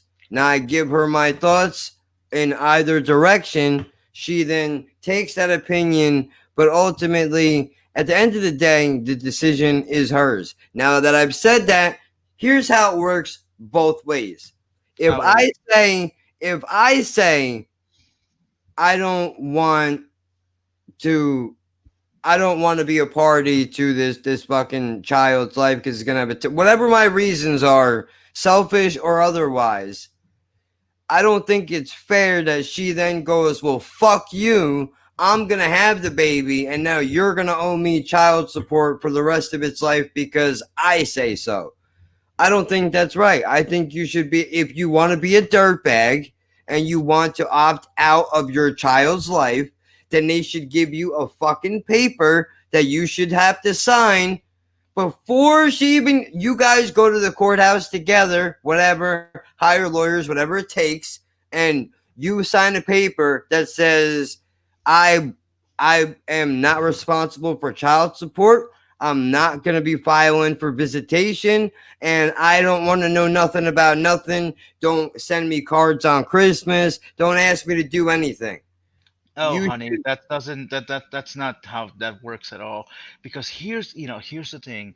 Here's the thing. If a woman wants to fuck you, okay, like actually fuck you, not fuck you, the good way. Like she will have the child, she will take you to court, she will make sure you get no visitation, right? And she will make sure that she bleeds you dry, and even after that, you still have to pay child support. Okay, now that's not all women, mind you. I'm not saying all women do that. Right. There have been cases where, for some fucking reason, even when somebody wasn't the fucking parent, the fucking father. I've heard that. I've heard that. I can't believe. Can you believe that? Can you believe that?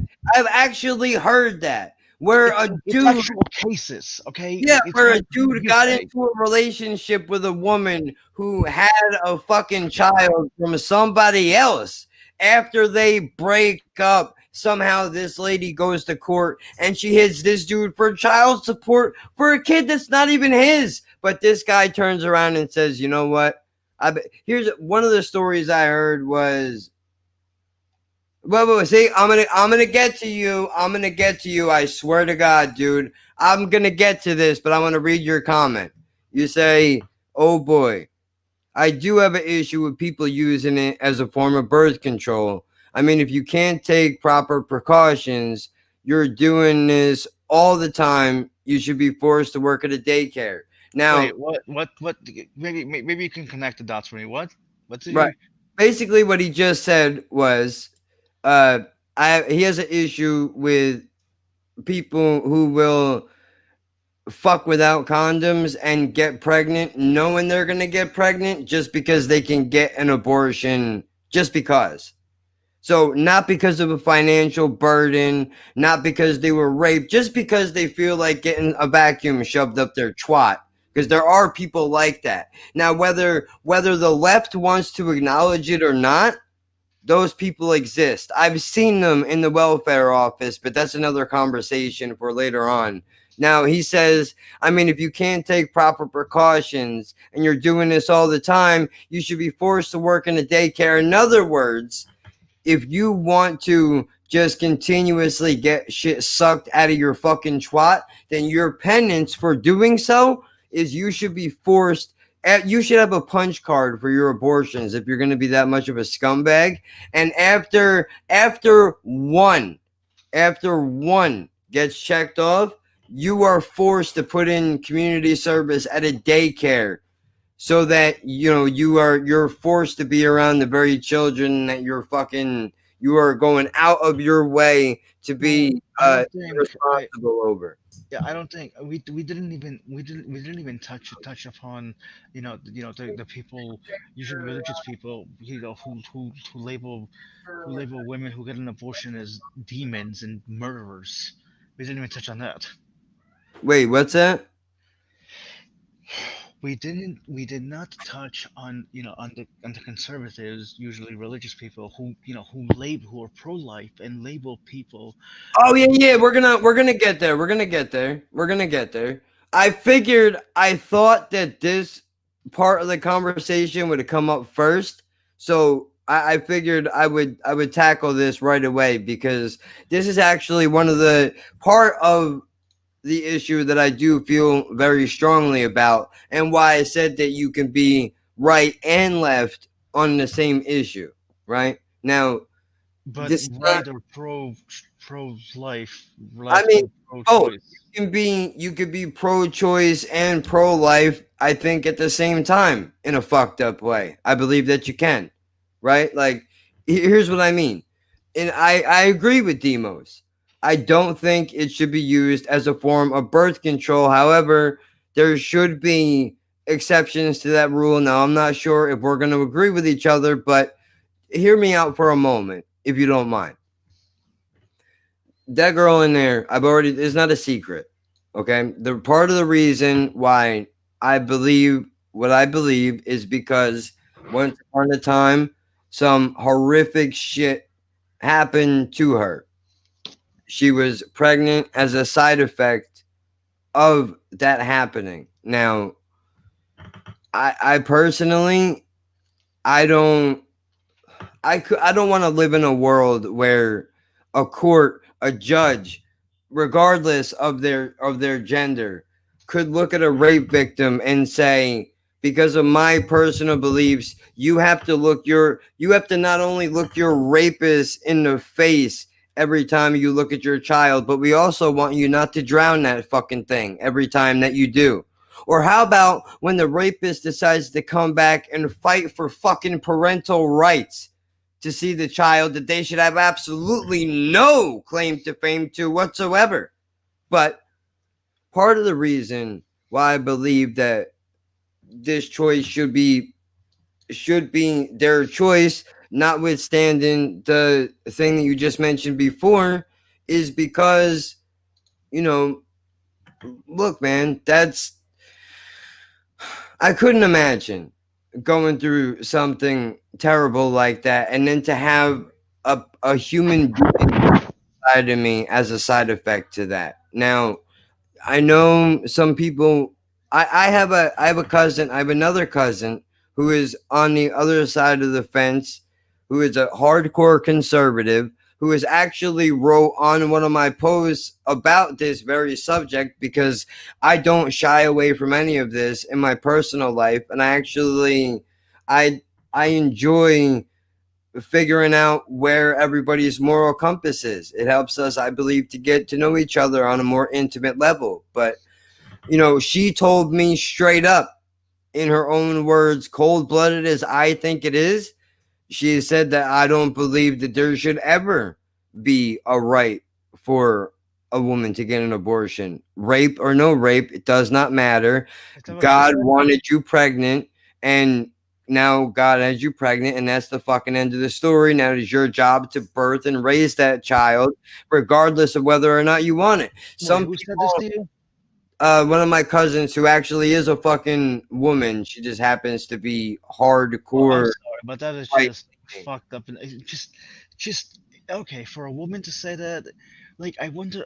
Look, I hate to even say this, but I wonder if she changed her tune if it was her. I said the exact same. I said to her, honestly, ask yourself, if it was you, if you walked out of your door tomorrow, God forbid, and somebody fucking raped you and you got pregnant, you're telling me that you wouldn't even entertain the idea? Absolutely not. Now we know that the way that people conduct themselves on social media and the way they conduct themselves behind closed doors are two very different things. So there's no way to know for sure that's the way that she would react. But according to her opinion, that's what she thinks. Now, I don't know how many of you ever read. Go ahead. Well, no, I just want to say, realistically speaking, and there is something else I wanted to discuss about this, but realistically, we could just, it's like, maybe she won't get an abortion and she'll raise the child, okay? But here's the thing. She's always gonna see that rapist when she looks at the child. You know what I mean?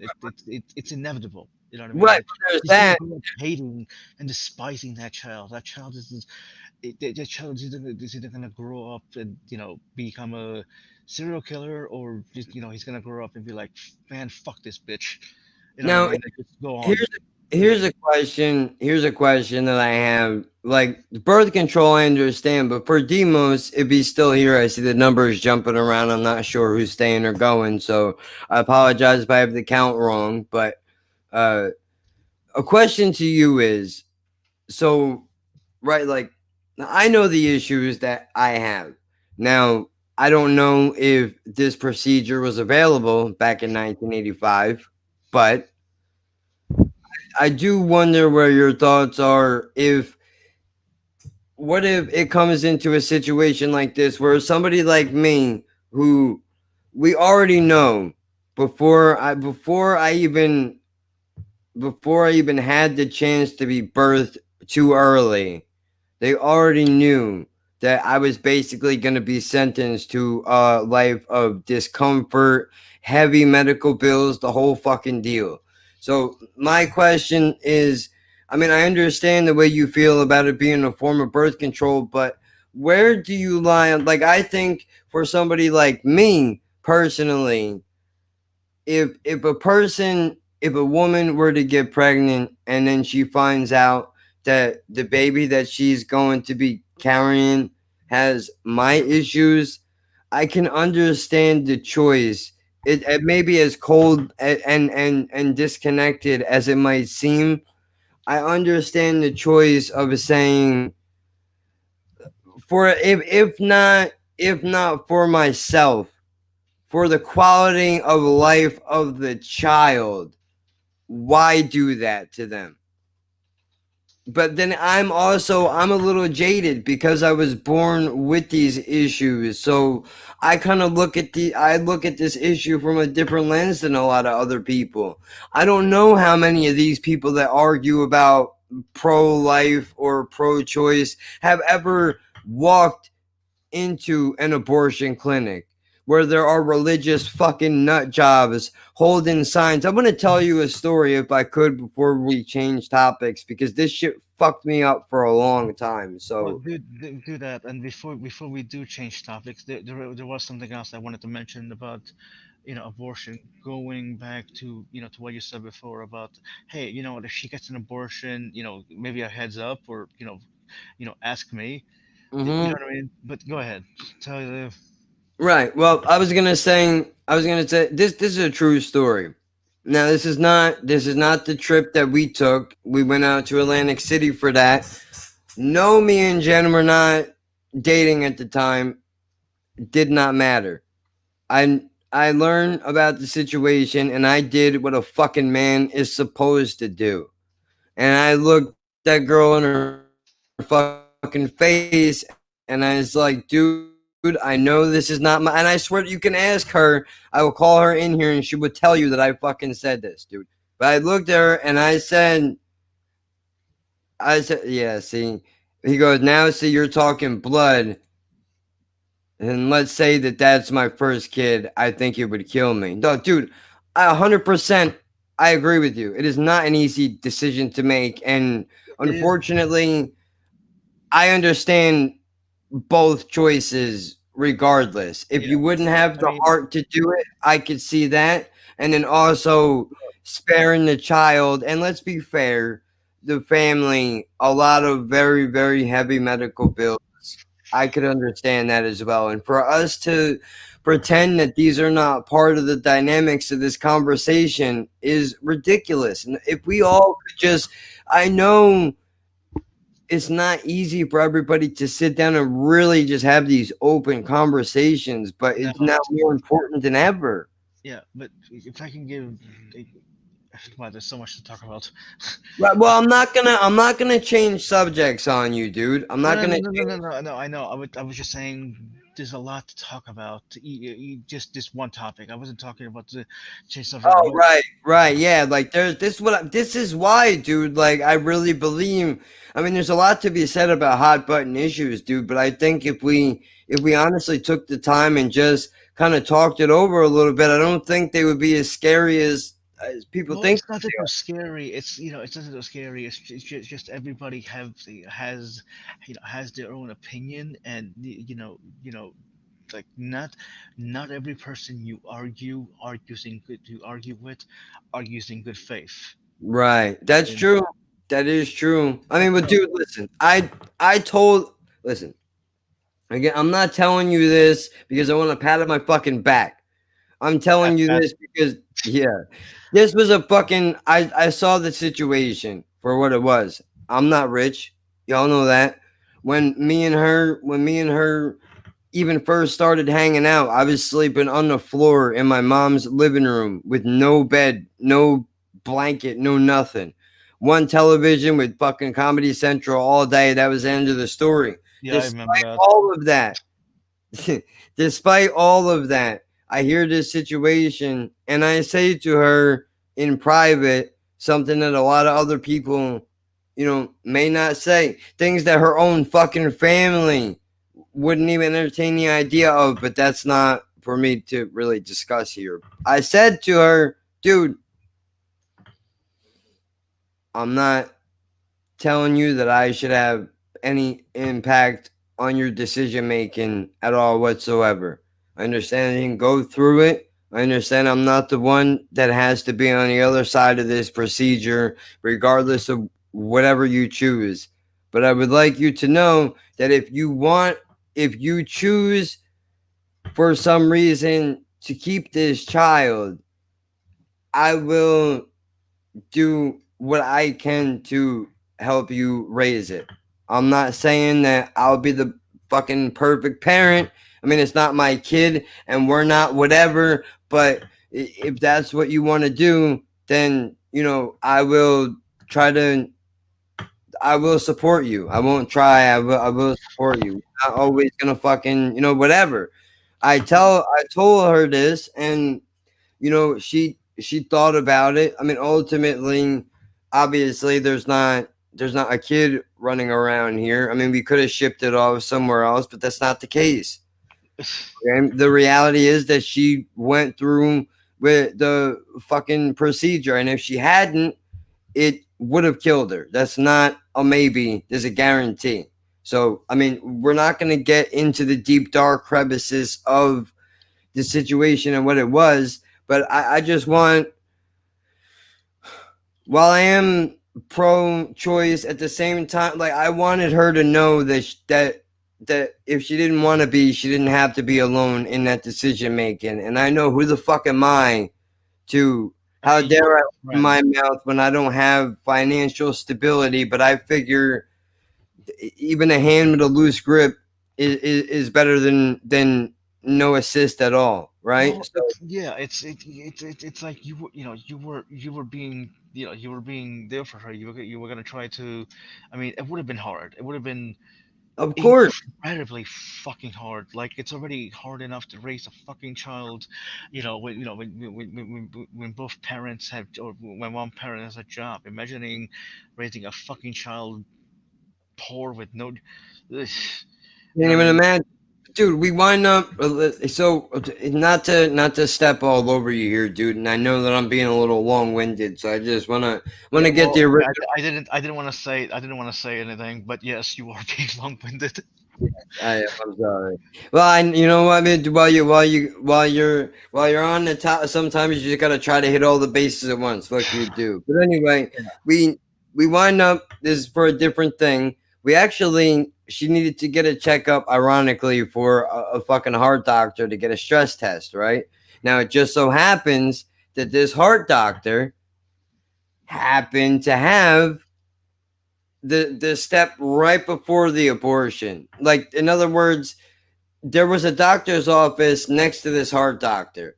They did not perform the procedure on site, but they gave you the referral to go to the place that did, right? So now, here's what you need to know. Outside of this building, there are religious maniacs, and I call them that because that's what they are. And yeah. now, That goes back to what I was saying before. You know what I mean? if you're religious, I'm not attacking your religion or your belief system, and I hope whoever you pray to, you guys have a good relationship together and all that nonsense. I mean, we disagree on that, but go ahead.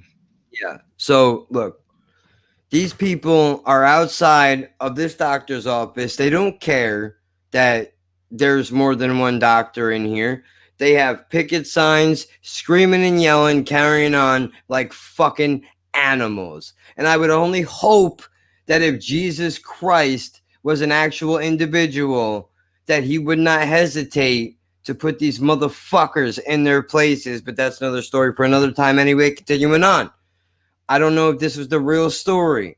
This was secondhand information from other people who happen to be there. But I happen to believe, I may not be a vigilante. I don't wear a mask, but I will not see injustice and let it fucking slide if there's something I can do about. Is this at the clinic where you guys went? I'm lost now. No, this is the clinic where we went. Was a similar situation, but different for a completely separate, different reason. She winds up going to a heart doctor. There happens to be a doctor who refers women to an abortionist in this building where her heart doctor is, right? Now, because of that, there are religious people outside of this facility and they are protesting. As it happens, we're outside smoking a cigarette, discussing this horror show that is in front of us. And, being that she's been down this road and I was a dare I call myself a passenger on that journey, right? We're shooting the shit about what all is going on here. Here comes a mom and a little girl who, according to the mother, was 14 years old. Now, I don't like to get all involved in other people's business, but sometimes when you're standing around, people make their business your business. Exactly. Right. So While these savages, these fucking despicable human beings, see a 14-year-old girl, God knows it's already hard enough as it And they is. call her a monster. Yeah, I get the picture. They They're call her a in her monster. face, they're calling her a monster and I everything believe that else. also. So yeah. The mom turns around and says to one of these picket holding cunts, she's 14 and she was raped by her father. Do you have no respect at all? No heart, no conscience, whatever the fuck she said. And this fucking disgusting human being looked at this woman and said, then that is God's will. And who the fuck are you to defy God's will? Now, If God's will is to impregnate a 14-year-old girl by the fucking hand of her father, fuck your God. And Yeah, that's on everything I love in this world. I don't mean to be disrespectful, no, but Ken, there's some look, things I can't look the other way. look. Here's the thing. Okay, when you challenge somebody's beliefs, you're challenging the beliefs, not the people. Okay, Right. people, and look, and I get this too. Okay, it happens at times. You know what I mean? When you do something, somebody says something, you feel attacked, even though it, like, you know what I mean. But Right. that shit reason right there is why I personally, I'm gonna be out and say it. I despise religion. Okay, I understand it's a tool. I understand it has its uses. I understand that it's a way to give, to give hope to some people who need it.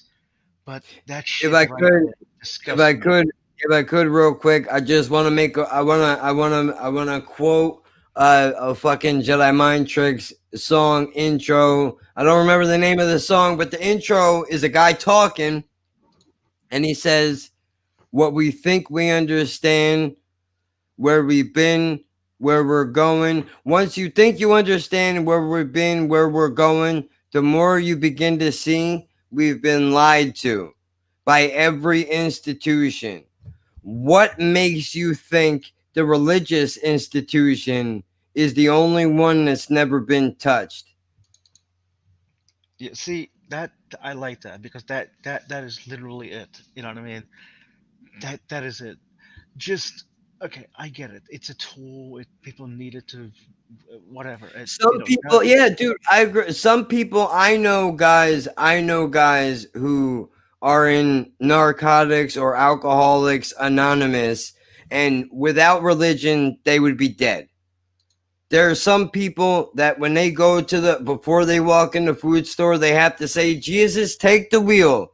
And they go in the store and they buy what they buy and they leave and nobody gets stabbed. Without religion, yeah, a but lot more to people me, may be hurt in the street, but we also have to be able to look at it with a critical eye well, and yeah, but point to out me, when things are not right. see, to me that's disturbing because if you need a god to to keep you from stabbing people, there's something wrong with you. I mean, everybody needs something. Maybe some people say it's God. For me personally, I don't want to go to jail, so that's a nice deterrent. Well, okay, yeah, not going to jail is just I don't know. To me, Whatever it's it is, fun. whatever it is that you need to get you. I understand what you're saying, dude, and I understand why you feel that way. But I mean, if it helps somebody, who are we to? Oh no, I think you misunderstood. Like they can, I want them to keep it. Okay, if that's the only thing keeping them from Oh, you killing and mean like raping. why is it? Then why is it? What you're saying is, first of all, acknowledge the fact that you need this to not have you stab somebody is your first point, and your second point being believe that if you would like to, but please don't force it on me, right? Well, yeah, and also, and also, as I said, if that's the only thing keeping you, from doing what killing and whatever, please, for the love of God, keep that. Yeah, Okay, just please. I'm not sure. He said, didn't Jeffrey Dahmer feel that way?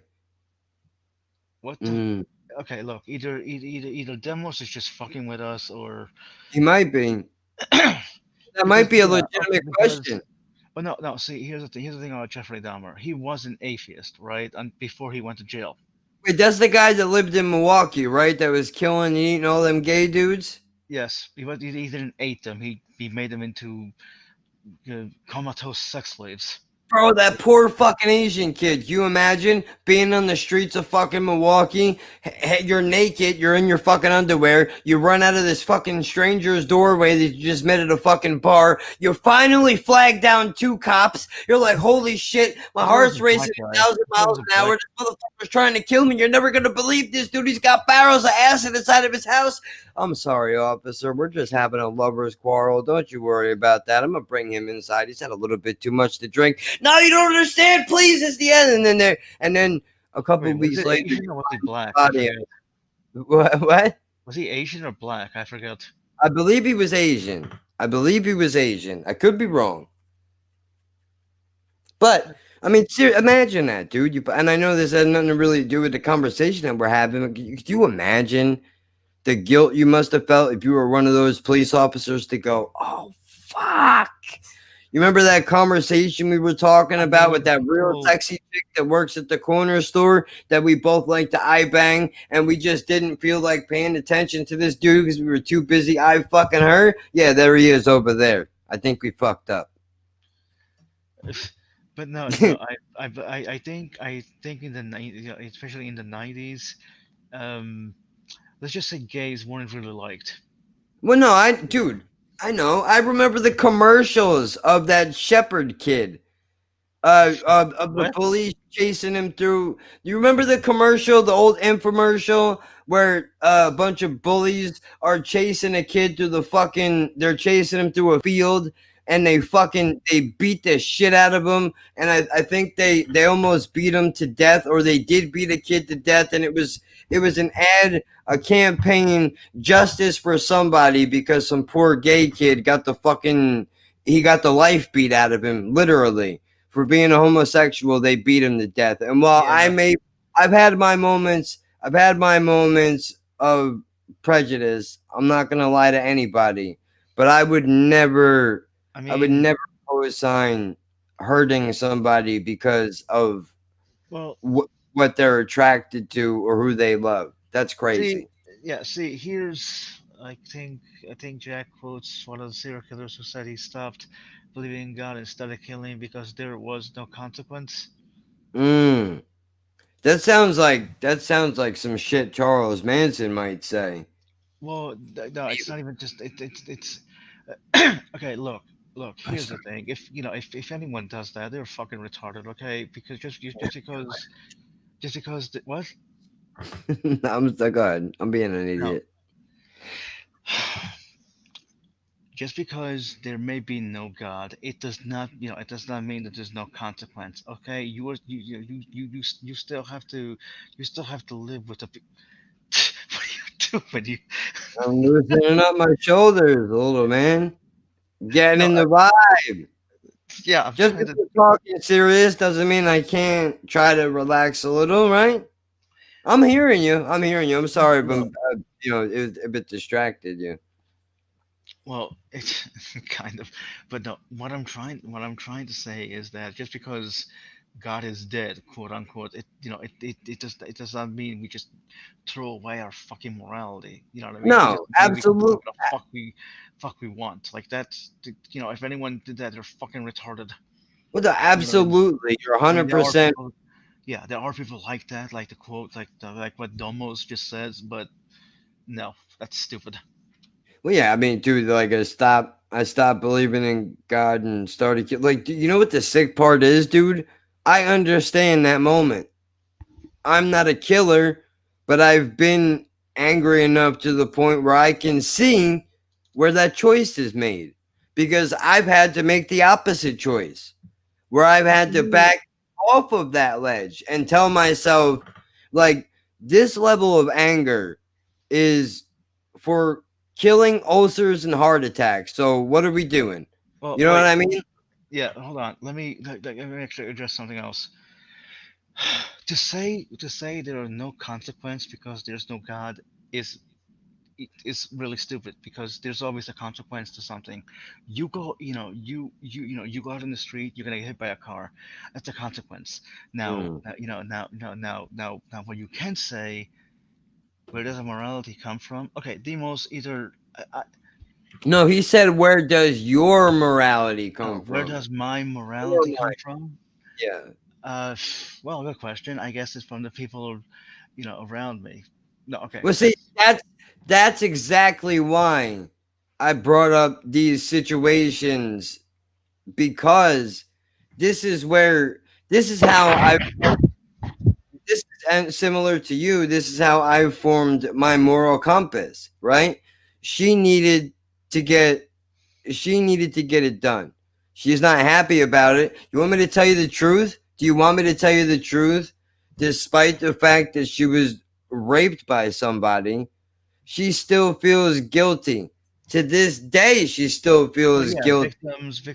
Victims often feel guilty. They feel like it's their fault. Like, I know about abuse. I mean, it wasn't rape, but obviously abuse is abuse. You know what I mean? The Well, no, victim feels right, but I guilty. mean, also even for having to do the deed, like there are still nights where it's sometimes it's not it gets heavy around certain times of the Yeah, the fucking year, dude. But the point is that you know any person with a half a heart inside of their body or a brain in their fucking head isn't going to just make such a I personally feel like these decisions are very heavy decisions and are not things that you these are not it's not like a tattoo that you get yeah, when you're fucking hammered with a bunch of your friends. Like these are life altering choices that you make, and whether you choose to recognize that or not is entirely up to you. And I mean that in the collective general yeah. sense And of if I can say something really quick, here's the thing. I like to, while morality does come from other people, right? We do have our own sense of morality. We have our own, we have our own sense of right and wrong. We could look at a situation, say you have a 5-year-old. I guess, like, you know what I mean. We could look at a situation, and and ask ourselves, okay, well, that doesn't seem right. You know what I mean? It, God, I suck at explaining shit in voice. yeah, but I mean, dude, you'll get better at it. The only way you can get better is to keep doing it. Well, yeah, but basically what I'm trying to say, there seems to be a sense of, I guess, fairness in nature, right? Because they, yes, I hate living here. Never mind, let's Lights not get into that. lights out. Sparkle, you're down and out. Let's go. I mean, yeah, it is funny. Good, close enough, right?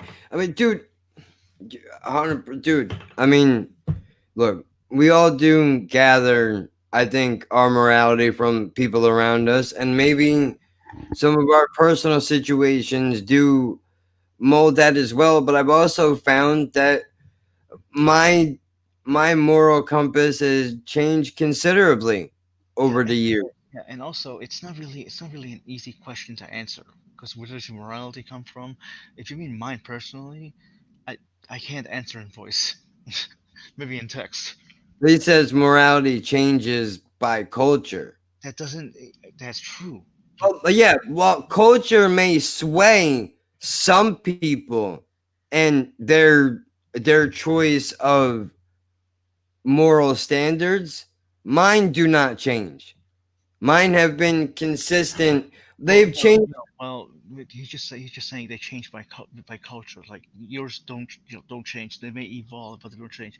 But what he just brought up, is his example of relativism. Okay, it's a sense that, that all that matters, all there is opinion, and and nobody has nobody has the truth, because different cultures have different morality, that you know that means there are no universal morals, which, So Like if you look into it, there really are. Like a lot of cultures have morals about not lying, about not stealing, about all that. You know what I mean? So there are universal morals because we're all human at the end of the day.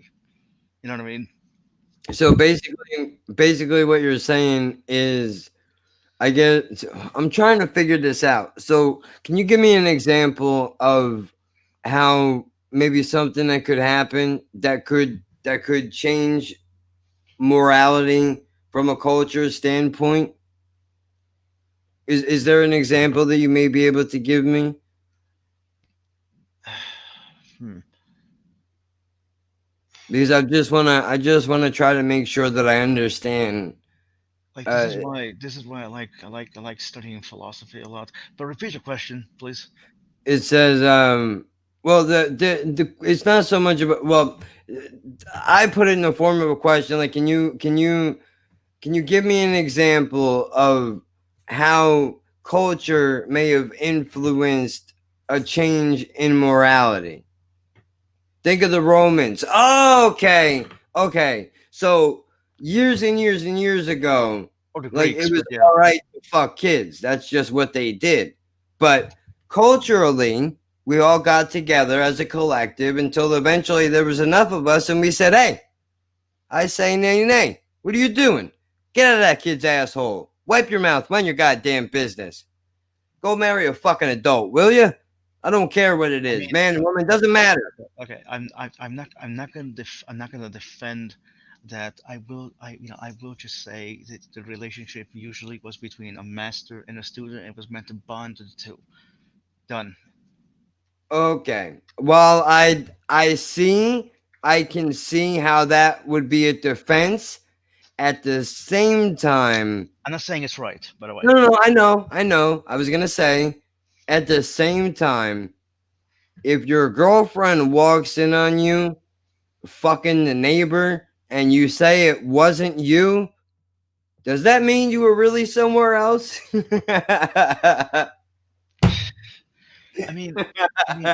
Okay. Look, I like Deimos' questions, even though I feel like they're coming off kind of trollish. But at the Mm-mm. same time, they're still. This is my boy right here, dude. Yeah, He's no, no, getting no. into the root of the conversation. Yeah. But go ahead. Oh, I fucked that up. So what were you gonna say? Or did he tell me to hold on and I'm a bad listener, so I didn't hear him? I said hold on, and I have to be quiet, so I might as well leave. Okay. All right. Well, you want to finish your last thought before you go? Mm, basically, Domos, you're a good kid. Never change. So basically, you were saying that you kind of felt that the questions were a little bit trolling, but you're not sure. No, hang on, I'll type it in the private chat. Okay, yeah, go ahead. Because I think you might have. Yeah, I was gonna say, I think you might be taking a little bit of your past experiences from the interwebs and maybe just projecting just a little bit onto this conversation, which I mean, surrounded by the fucking crew that you hang with, I could see why you would do that. No disrespect to any of them, but fuck, are you guys dull and boring, dude. Have a conversation about something other than fucking religion. Jesus Christ. I mean, I know, I get it. That's some people's bread and butter. That's what they do. That's what they like. That's what they're about. I'm not opposed to it. I support your freedom of speech. I just get bored of having the same conversation every fucking day. So, but that's me personally. Baby Japan in the late 19, early 20th THC. I'm choosing to read that way. And no trollish. I've had these conversations a lot, which good. I'm happy to hear it. As you should, as we all should. I believe that at Okay, least well, once a year. I'm okay, sorry, go well, ahead. I'll just say that that's fine. No trolls. I'm gonna go now. Good night. All right.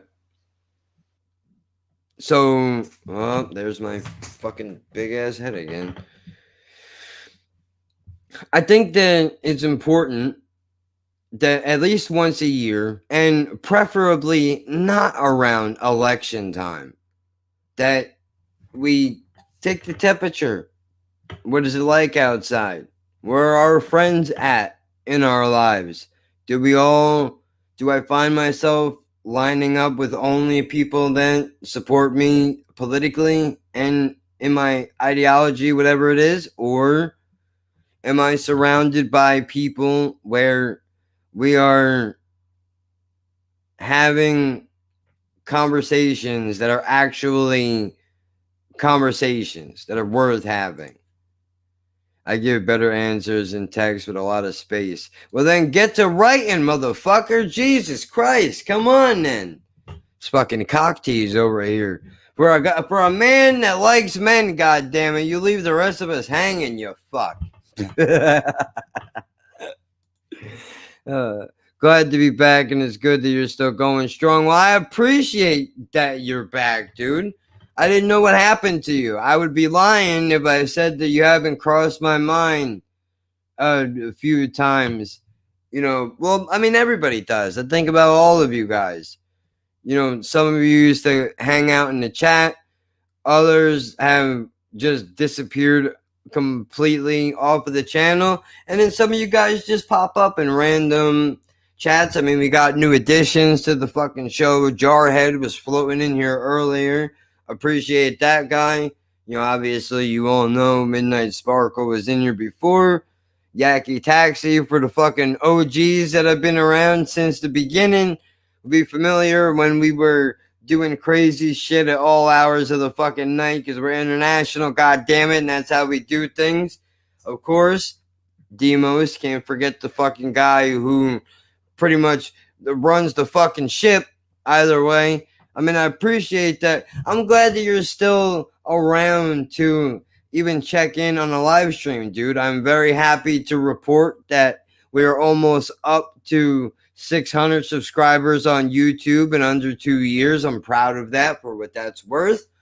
I'm also proud of the fact that we're almost up to 2,000 listeners on the Anchor.fm podcast platform. Have not searched any of the other ones. I don't care what the numbers are. We're almost at $11 on the podcast platform.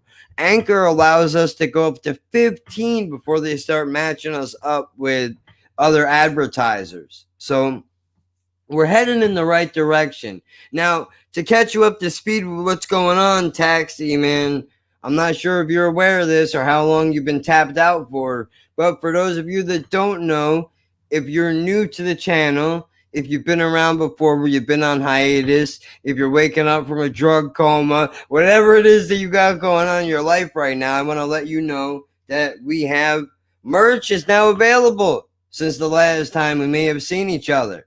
So, actually, I'll go grab one of my hoodies and see if I can find a long sleeve so I can show you real quick. I know everybody else in the comments is like, ugh, like enough, bro. We get it. Nobody wants it. We're not buying it. And to that, I say, I don't believe you. I don't believe you. I don't believe that this world is just made for screen printing. God damn it, I won't have it. I won't have it. Not in a day where I live with an independent artist, motherfucker. We are not only going to be solely dependent on screen prints. I will not allow it. So hold on. I will be right back. Jesus, I've been sitting in this chair too long. My ass and my legs are numb, dude. Better get up and fucking walk around a little bit, man. Shit. Doing all these arm exercises and throw exercises. Gotta start moving my legs around. No bullshit. Christ. Now, I don't know where the fuck did I put it down at. Here's one of them. Here's one of them if you'd like to see. This is one of them is still being worked on. Don't get excited. I gotta go find them. I gotta find them. The house is a mess right now. It's been a hectic couple of weeks. I'm gonna grab it as soon as I can. I swear to God, I'll be right back, dude. I would show you the pictures online, but I don't want you to think that they don't look as good as they actually do. But give me a second. I'll hurry as fast as I can.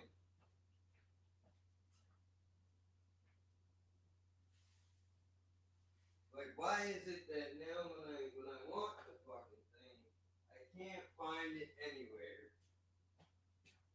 I'm pretty sure the rest of them are being washed. This one I've been wearing on and off. This one's my personal one, but check that out. $30 for hoodies, dude. Okay? Now, I have the t-shirt around here somewhere. I'm about to just pull up my fucking... You know what, dude? I think that's what I'm going to do. I'm just going to pull up my Instagram, and I'm just going to show you on my Instagram because I have all these things posted.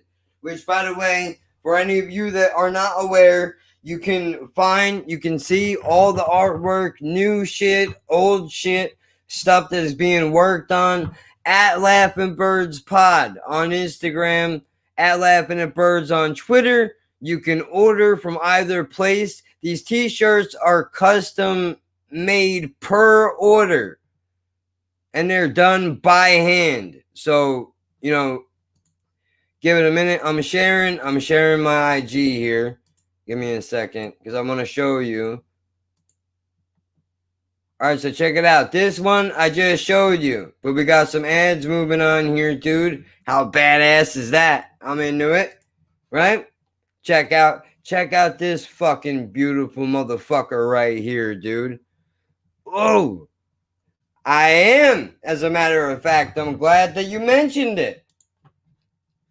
But see, there's another one. Right now, here's a stencil. I'm saying, dude, and it don't have to be limited to this, but these are the ones that are related to the podcast so far. There will be others. We're just, we're trying to take it easy. After all, it's one artist, bro. She's doing this all on her own. So if it's a little bit slow, like, I'm sorry, we don't have an entire production team sitting here. It's literally, it's just her and me. And when I fucking touch the paint, as you can see, it's evident with this D right here, I fuck it up. So I'll be doing no more of that nonsense.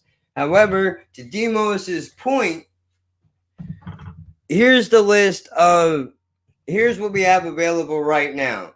We have t-shirts available for $10 each. Cheapest prices on the fucking internet. I guarantee it. Never mind the fact that all this work is done freehand, by hand, painted by a fucking fabric designer / artist, dude. All 100% farm to table, legitimate merchandise, man. $10 t-shirts, $20 long sleeves, $30 hoodies. I fucking am telling you, you will not find a better deal anywhere else on the fucking internet. As far as I'm going to be adding beanies. As a matter of fact, I'm placing an order when I get paid. I'm looking at you, Cash App. Jack Dorsey, I want my money. I want my money, you cocksucker. Now, that motherfucker will probably have me thrown in jail because I called him a cocksucker and whatever. But, dude, real talk, seriously. I'm putting an order in this upcoming month. I'm ordering hoodies and I'm ordering skull caps. The reason why I'm not ordering t-shirts is because fall is here. Now, if you live somewhere where it's hot all year round and you want a fucking t-shirt, we can arrange things, dude. But you have to understand, in the future, I would like to be a little bit more prepared. I know we're still trying to put together a digital store, but I'm finding it very difficult. You want me to be honest? I'm finding it very difficult to record a Live Not Live in the morning, right? Then do, regular human life shit, like eating when there's food and things of that nature and sleeping, right?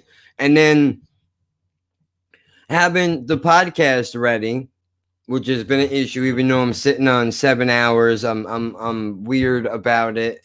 And I haven't had the haven't had the want, desire, or quite frankly, the fucking benefit of time to sit down and edit fucking 7 hours of my own goddamn voice. Please shoot me now.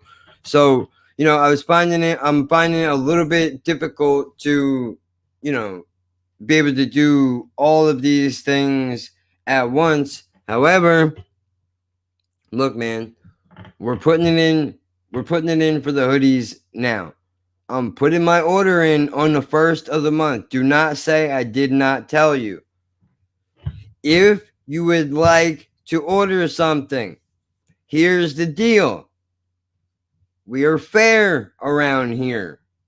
I want you to understand that. That's why we have the cheapest prices on the fucking internet. And I'm not even trying to be cute when I say that, dude. I wanted to make it. Look, I'm not going to lie to you. When we first put the merch out, everything was double the price, but I couldn't live with that. I had to ask myself, would I pay $25 for a t-shirt? Would I pay, fucking $40 for a long sleeve? Would I pay $50 for a hoodie? And the answer to all three of those questions is no. So then I said to myself, if you walk into Burlington Coat Factory and you see a fucking hoodie sitting on the clearance rack and it's $1 more than $29, you won't buy it. How the fuck could you ask somebody to buy clothes off of you for that price? Now, obviously, we're not factoring in that this is all done by hand. And these fucking paints are not cheap. They're very expensive, right? But people don't want to hear about all that. People don't want to hear about all that. They want a fair price and they want good quality, as they should. So, $10 a t-shirt, $20 a long sleeve, $30 a hoodie. I pay those prices. I will be paying her. I'm going to pay her to make me some more shit. I'm ordering a couple extra hoodies just for myself, dude. Not an exaggeration. I'm going to be paying her, for real. I will fucking record it live in action so you can see me. I will hand the money fucking to her. And then when I turn the camera off, I'll beat her up and take it back and run away. For real, though, dude. She's been doing our work for years, and I wanted to help her spread the word, man. She's too fucking talented to not be noticed. I can't have that. At least I gotta say, when all this shit is said and done, when I hang this fucking microphone up, I want to be able to say that I benefited more people than just me. I'll take a look next time I got a few more pennies. Well, dude, listen. It's not going anywhere. Take your time. I'm not rushing you. As a matter of fact, I'm pretty sure once we do start placing orders, I'm pretty sure we should be able to ship internationally for free. So hopefully that won't charge you any extra. I'm not going to mention the companies that we're going to go through to do it, just because I don't know who we're going to go through yet. When it comes time to do that, I'll look into it, because I want to make sure that I know I got a decent base out in the UK. So I appreciate all of you.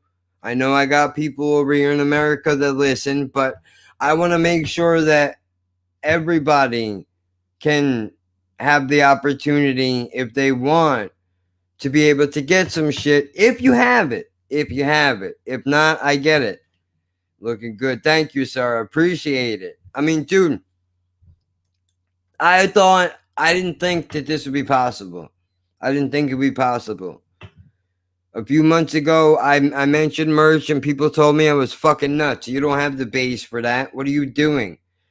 Like, bro, they say to dress for the job that you want, not the one you have, motherfucker, right? Of course I don't have the base yet, but I don't want to be scrambling when I finally do get it. Of course, we want to be ready. So look, by all means, I'm not telling you to go and break the bank. But since we're plugging, I might as well mention that I did start a Patreon. Now, again, I'm not looking for anybody to get crazy. If you don't have extra money right now, don't sign up. When you have it, then we could talk. That's a different thing.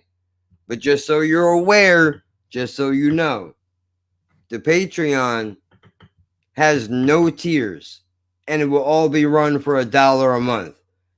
We'll do exclusive content and all that shit. Because nobody is there right now, I only have 3 videos up. If people start showing up, I'll start to make it so that I add something every week. So at least that will also be built in a catalog as well. And I'll make it so that that shit will be exclusive to Patreon, or it will hit the YouTube like a fucking week after whatever it is. I haven't decided yet. But I'm taking a page out of Joey Diaz's book. I'm on his Patreon for $1, so why not do something that I thought was fucking awesome, because he did that and gave somebody like me the ability where I don't have a whole lot of money every month. Tell you the truth right now, like, dude, it's a struggle for all of us, right? COVID, the whole thing, even before then, it was a problem. But I can afford $1 at least. I can afford $1 at least. I had to save the dollar to be able to afford it, but I fucking did it. It took me 3 months to do it. The first time I forgot. The second time I spent $1 and then I remembered. And then the third time I finally I yelled at myself and I kept it and I signed up. Now here I am. So I signed up to his Patreon for $1. I should make it so that if people want to sign up to mine, should be only a fucking $1. Who am I? Who am I should charge you more than that? I shouldn't. Right? Once we hit 1,000 subscribers, whatever, if we do live streams, there's super chats and all that nonsense. I don't know how any of that shit works. We're not there yet. Realistically, we're probably a year out from 1,000 subscribers. At the rate that I'm going, I'm not sure, but we'll worry about that when we get there. In the meantime, I mean, I appreciate the fact that, you would even consider it. I know that it can't be easy to part with any kind of money. Unless, of course, you're trying to re-up your weed stash. Then I could understand that. I relate to that sentiment, right? I'm counting the days down to this election, baby, because I'm trying to see some fucking recreational weed in my state. But I understand how painful it is to let go of money sometimes, which is, well, for me, all the time, which is exactly why I feel that it's important. And this is I'm not even trying to sell you right now. This is legitimate. I feel this way in my heart. If I'm asking you, I hope so. But dude, if I'm asking you to spend money, and I'll get to your other question in 1 second, but if I'm asking you to spend money on anything, I don't care what it is. If it's $10 on a shirt, or if it's a fucking $1 on the Patreon, I want you to know that when you let go of that money, what is coming back to you is going to be something that is quality, and that we're going to do the best that we can with the tools that we fucking have to help you to enjoy that decision, so that you can be fucking proud when you walk around your fucking neighborhood with some original artwork, by the way, that probably could be, I'm saying a lot of maybe words because I don't know what she wants to do yet, but it's very possible that some of these designs may be exclusive to just certain designs. We don't know yet. Certain shirts, maybe they're limited run. I don't know. But I plugged enough. I appreciate that you would even consider it, especially after the hiatus of not being around for so long. But dude, by all means, please don't break the bank on our account, dude. We're broke, right? I know what that feels like. The last thing I want is for you to go in your wallet and give me the last of your money. I don't want that. If you're gonna buy something, dude, wait till you have the extra dough, and then do it. We're not going nowhere. And the good thing is, if I die and something happens to me, at least you know you still support her, right? So that's cool. I better teach her how to do this YouTube shit before I tap out. The only thing I'll have to give her is this goddamn microphone. That's it. I'll be like, well, Jen, I've lived 36 years, and the only thing I can give you is a microphone somebody gave to me. I love you. Sorry I couldn't make it. And that's it. You got to tap, dude. But how has my life been? COVID, I got to be honest. I think I had it already. That does not mean that I'm in a rush to go and get it from someplace, just in case. You never know. Quarantine tends to put a lot of things in perspective. For me, how often I don't leave the house anymore, right? Versus how often I don't leave the house because of a pandemic and feeling, I don't know if this has happened to either of you. There was actually a moment where I was furious. I don't even remember what it was about. Probably nonsense, right? Furious, dude. Angry enough, I would have fought the whole block. That's the mood that I was in, right? I leave the house. I go to Wawa, which is only a couple miles away. And I had to tell you, just going to a place that looks different than these four walls, be it for 5 minutes to stop for a drink or a sandwich or something, it was just the level of relief that I felt, like the anger, I just felt the fucking, all of it just kind of disappeared.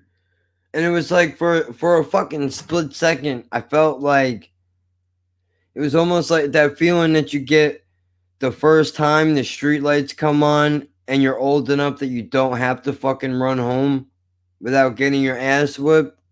It felt like that, dude, where it was like, oh shit, like I'm out here in the world.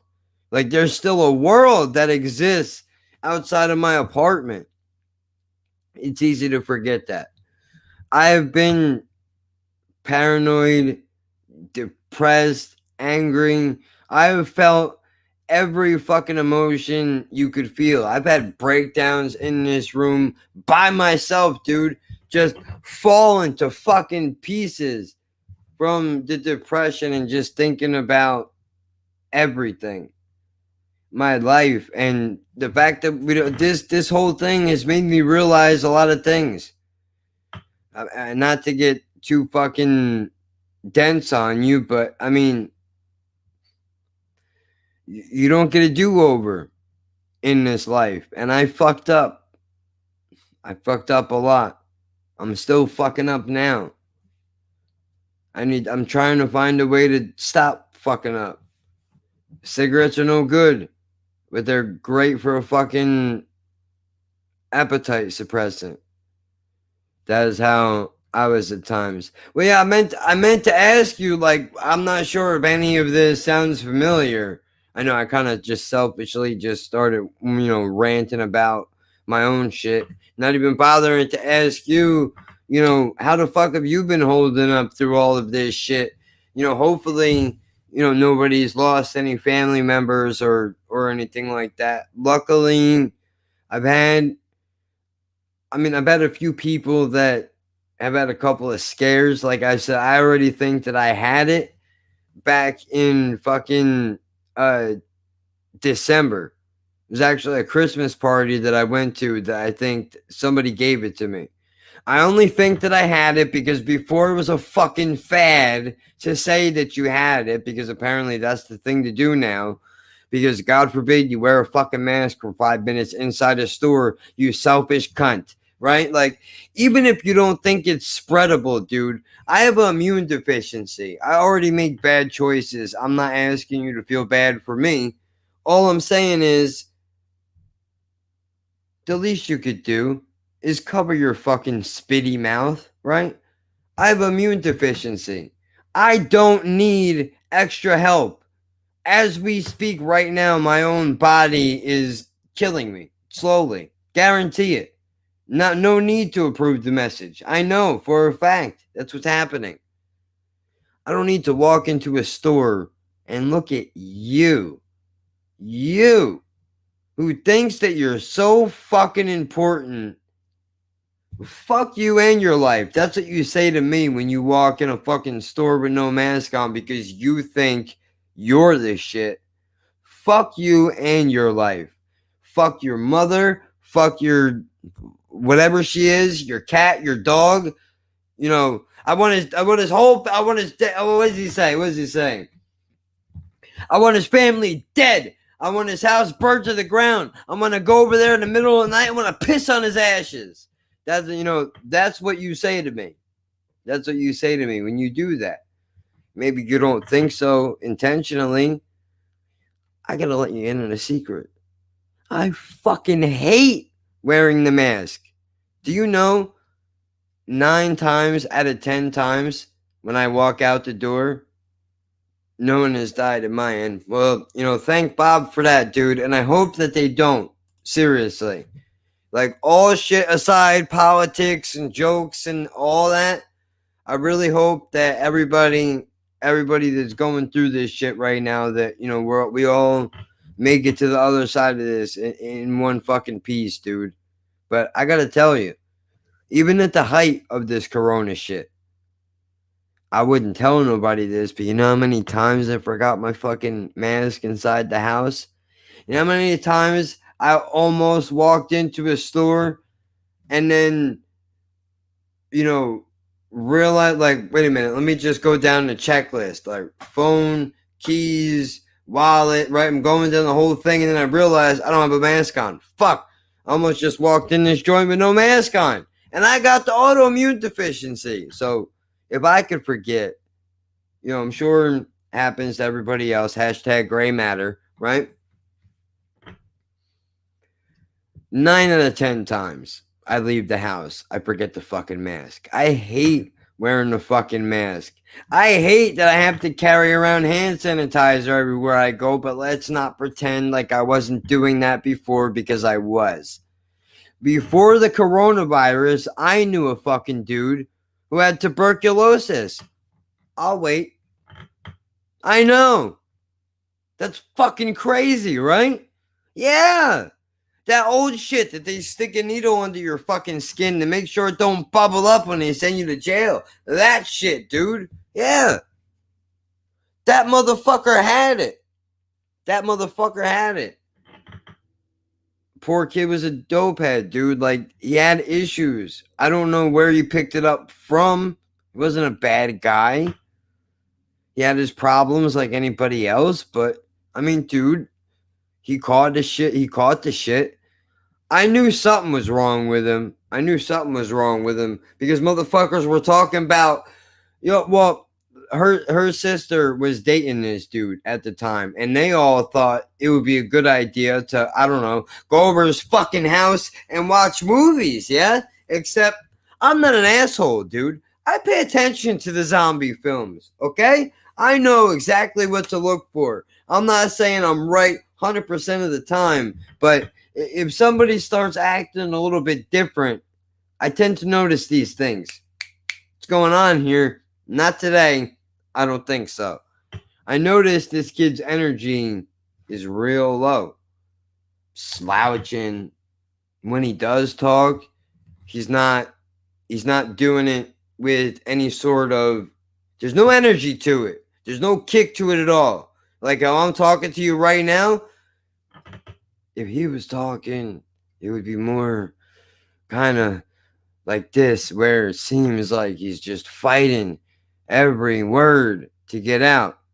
I mean, whether they do or they don't, dude, and I don't even mean to sound combative when I say this, but I don't know if masks work or not. I don't know if they stop the spread of the corona.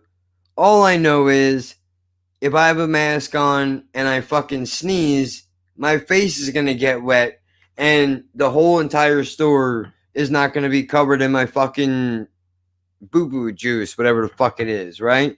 So all I'm saying is, dude, I don't know 100% if it works or not. I just know that it makes me feel more comfortable if I have it on. Now, I've seen in the past 2 days, going out to the stores, I've seen 5 people walk around stores without masks on. 3 of them happen to be Jewish. Don't know what that counts for, although I do know in those communities, I think they are a little bit more stubborn, right? Let's just call it what it is. Nothing against fucking, I've seen Jewish people wear them. I've seen Jewish people not wear them. It's a flip of the coin, just like any other group of fucking people. It's just that, you know, for me personally, when I saw some of the Hasidic Jews around here starting to wear masks, I was like, all right, that means this shit is serious. Because regardless of whatever the local government says, those people do what the fuck they want. They own and run a majority of the area where the fuck I live, dude. It is not a game. And if they wanted to come outside of their neighborhood and do a hostile takeover, the only combatants I think they would have to worry about is the motherfuckers on my block. But of course, that's because we're badass, right? Like, and seriously though, dude, when I saw those guys starting to wear masks, I went, oh, these are the same people that will not get a vaccination for no money. Measles, mumps, still have it. They don't care. They will gladly take a case of the mumps and bring it back from the dead than to get a vaccination. And some of these motherfuckers are wearing masks. I think that we should take this seriously, right? But to rewind real quick, I thought that I had it before it was cool to say that you had it because, wait, I was talking about the tuberculosis thing. So he was short of breath all the time. Now I noticed these things, and I'm keeping my fucking distance. Again, I'm not saying I'm a trendsetter, but I was social distancing before it was cool. That's all I'm trying to say. Right? Hashtag join the flock or whatever gay shit I should be coming up with to promote my channel. So, you know, social distancing from this motherfucker in the back seat with my head out the window. That is not an exaggeration. It really was like a dog. Head out the window, tongue going, whole thing. Don't care what it looks like. That's where I'm at. Why you got your head? He's got something. I don't know what it is. I don't know what it is, but I don't want it, whatever it is. Right? So they go like Cabin Fever. If you've ever seen that disgusting fucking feature. Like Cabin Fever, these motherfuckers go, oh, well, we're gonna rent a couple of movies from the Redbox, and we're gonna go into his house and we're gonna watch some movies. Why don't? Yeah, it is, dude. Yeah, it is, dude. Why don't you come in and watch some of these films? Come on, y'all know me, right? You know me. I say nay.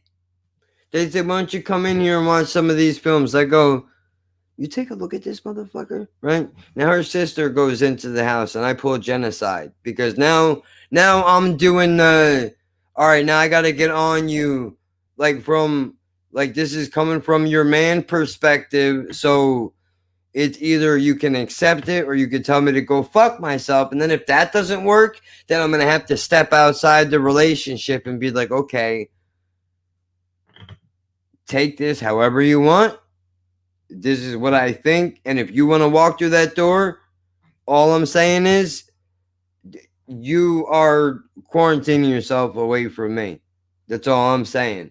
And I don't mean to be rude when I say that, but this motherfucker's got some shit happening, right? No sooner do I tell her I'm not going in the fucking house. So much so, I'm arguing with her outside. Arguing with her. outside this kid's house as if she's gonna win. Now, fellas, there's not a whole lot of many arguments that I feel like we can win. But when it comes to this type of shit, nobody is forcing me to do a goddamn thing I don't want to do. Especially not if I think that this motherfucker is sick with something.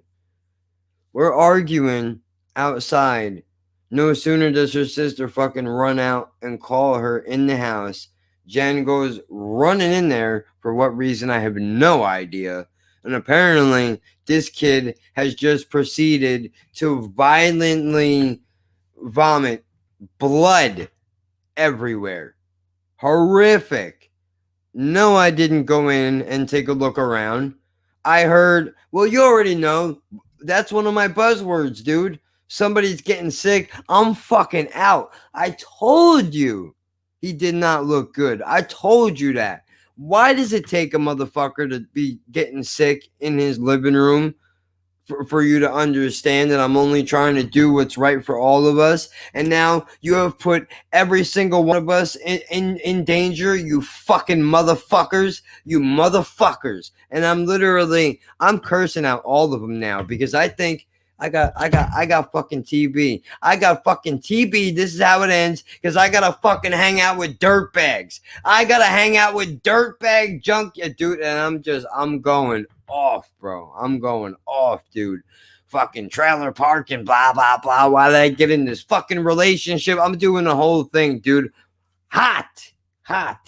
Not happy about it. Have to go to the hospital and get checked out. They quarantine this motherfucker. This is all pre-COVID. So this is all not standard operating procedure. Only been quarantined myself one other time in my whole life outside of the corona. And that was when I had shingles and the fucking dopes over a community didn't know what was wrong with me. So they were trying to quarantine me off away from the rest of society because they couldn't figure out what the fuck shingles was. For shame. For shame on you and the Cracker Jack box you got your diploma out of. Right? Anyway. Bro. They quarantine this kid and now they say to her sister, whoever you have been around has a very strong possibility they're infected.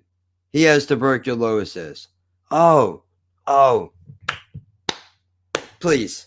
Let me just applaud you now because you're fucking in trouble. If my tests come back positive, nothing to lose. Now, we go to the doctor's office looking like a couple of fucking Wuhan patients. We got the masks on again, pre-COVID. Sitting in the doctor's office. If you would like to see people give you a variety of different looks for a multitude of different reasons, put a mask on after the pandemic and just go do some normal shit other people are doing without one, and they look at you like you're a flagrant mental patient. So much so, like they all want to know exactly why. Why are you wearing a mask? And why does that taste like some shit I ate 3 days ago? That's no good. Although, speaking of which, I do need to take my CBD. I haven't touched it yet today. It's getting late over here. I'm going to have to go. Yeah, dude, I'm going to finish this story and then I'm going to wrap it up too. It's been 3 hours. My voice is shot. It's almost 1 a.m. here. I got to take my CBD and get ready for bed myself. But yeah, hopefully I'll see you again soon, dude. I'll hear from you, I'm sure, sooner or later. Remember, like I said, don't break the bank. If you happen to have the extra money laying around, we'll make something up for you, dude. We'll send it out for you. Put your fucking neighborhood on notice, dude. I appreciate you stopping by, and thanks for supporting the channel. But, you want to do some normal shit with a mask on, see how people look at you a certain way. We finally get in the doctor's office, and the doctor comes right out, no qualms about it. And it's like, what's with the mask? Like, we think that there's a strong possibility that we may have been, awesome, dude. I love to hear it. Appreciate you. I really do. I mean that from the bottom of my heart, bro. I'm not talking shit like some of these other fake fucks out here, but don't worry about them. They're all right. They don't know what they're doing. What's with the mask? Well, we think there's a strong possibility we got exposed to tuberculosis. Oh, really? What do you think this is, motherfucker? The 20s? How the fuck did you do that? So we got to go through the whole deal. We have no idea where it came from, blah, blah, blah, blah, blah. All we know is this kid is patient 0. We go for the testing. They do chest x-rays, which is the first thing that they do, I guess, to see if you have TB. Fun fact, you can have tuberculosis and it could be dormant inside your body like cancer, and it may wake up and it may never wake up. And I guess they can see that shit partially through x-ray, and then they double check it with blood work. So we both got x-rays done, Jen and myself, x-rays on our chest, came back negative, thank Bob, right? Do the Catholic salute, do the blood work, tests come back negative, we don't have fucking TB. So luckily, long story short, we somehow made it through that without getting it. And I'm pretty sure had the COVID, maybe. If that wasn't it, I don't know what it was that got a hold of me, but whatever it is, I hope it never comes back, because that shit honestly had me scared, dude. Honestly had me scared. And I've employed before I close up, I just want to say, I'm going to be deploying a new tactic onto myself, because I think this may be the only way that I could get this done. You see, sometimes in life, you have habits that are difficult to break. So occasionally, what you need to do sometimes is you need to remind yourself what's going to happen if we don't break those habits. Meaning, instead of this, I'm going to have to talk through this if I don't get my fucking shit together. For those of you that are not sure what this is a nebulizer machine. You get one of those when you're fucking old and on your way out. And I was given one of these years ago. So that tells you where the fuck I am. It's time to, wrap it up with this fucking smoking already. I honestly am really hoping, I know I can't hold out till November. I really should not. Because then it's easily hold out until January when it's available if weed gets legalized. I have to quit smoking cigarettes. I have to. I've talked about it before. It's difficult, man. When you're hungry, it's just easier. Then when you're stressed out, it's not smoking itself doesn't do shit. It's the action of being able to escape away from that party that you're stuck at. Or when you're in the house all day and you need a fucking reason to just go outside because you're an adult, and apparently once we hit a certain age, we're not allowed to just be outside anymore without looking like fucking weirdos. So we have to pick up these fucking terrible habits. I mean, we don't have to, but it makes me feel a lot less weird. Like I said earlier, it's a great appetite suppressant, but it's not worth it, man. It's not worth it. There's no benefit to it at all whatsoever. I wake up in the morning, I got fucking phlegm in my throat. Sometimes I can't even fucking breathe. My lungs fucking hurt. And then for what? It don't even fuck me up.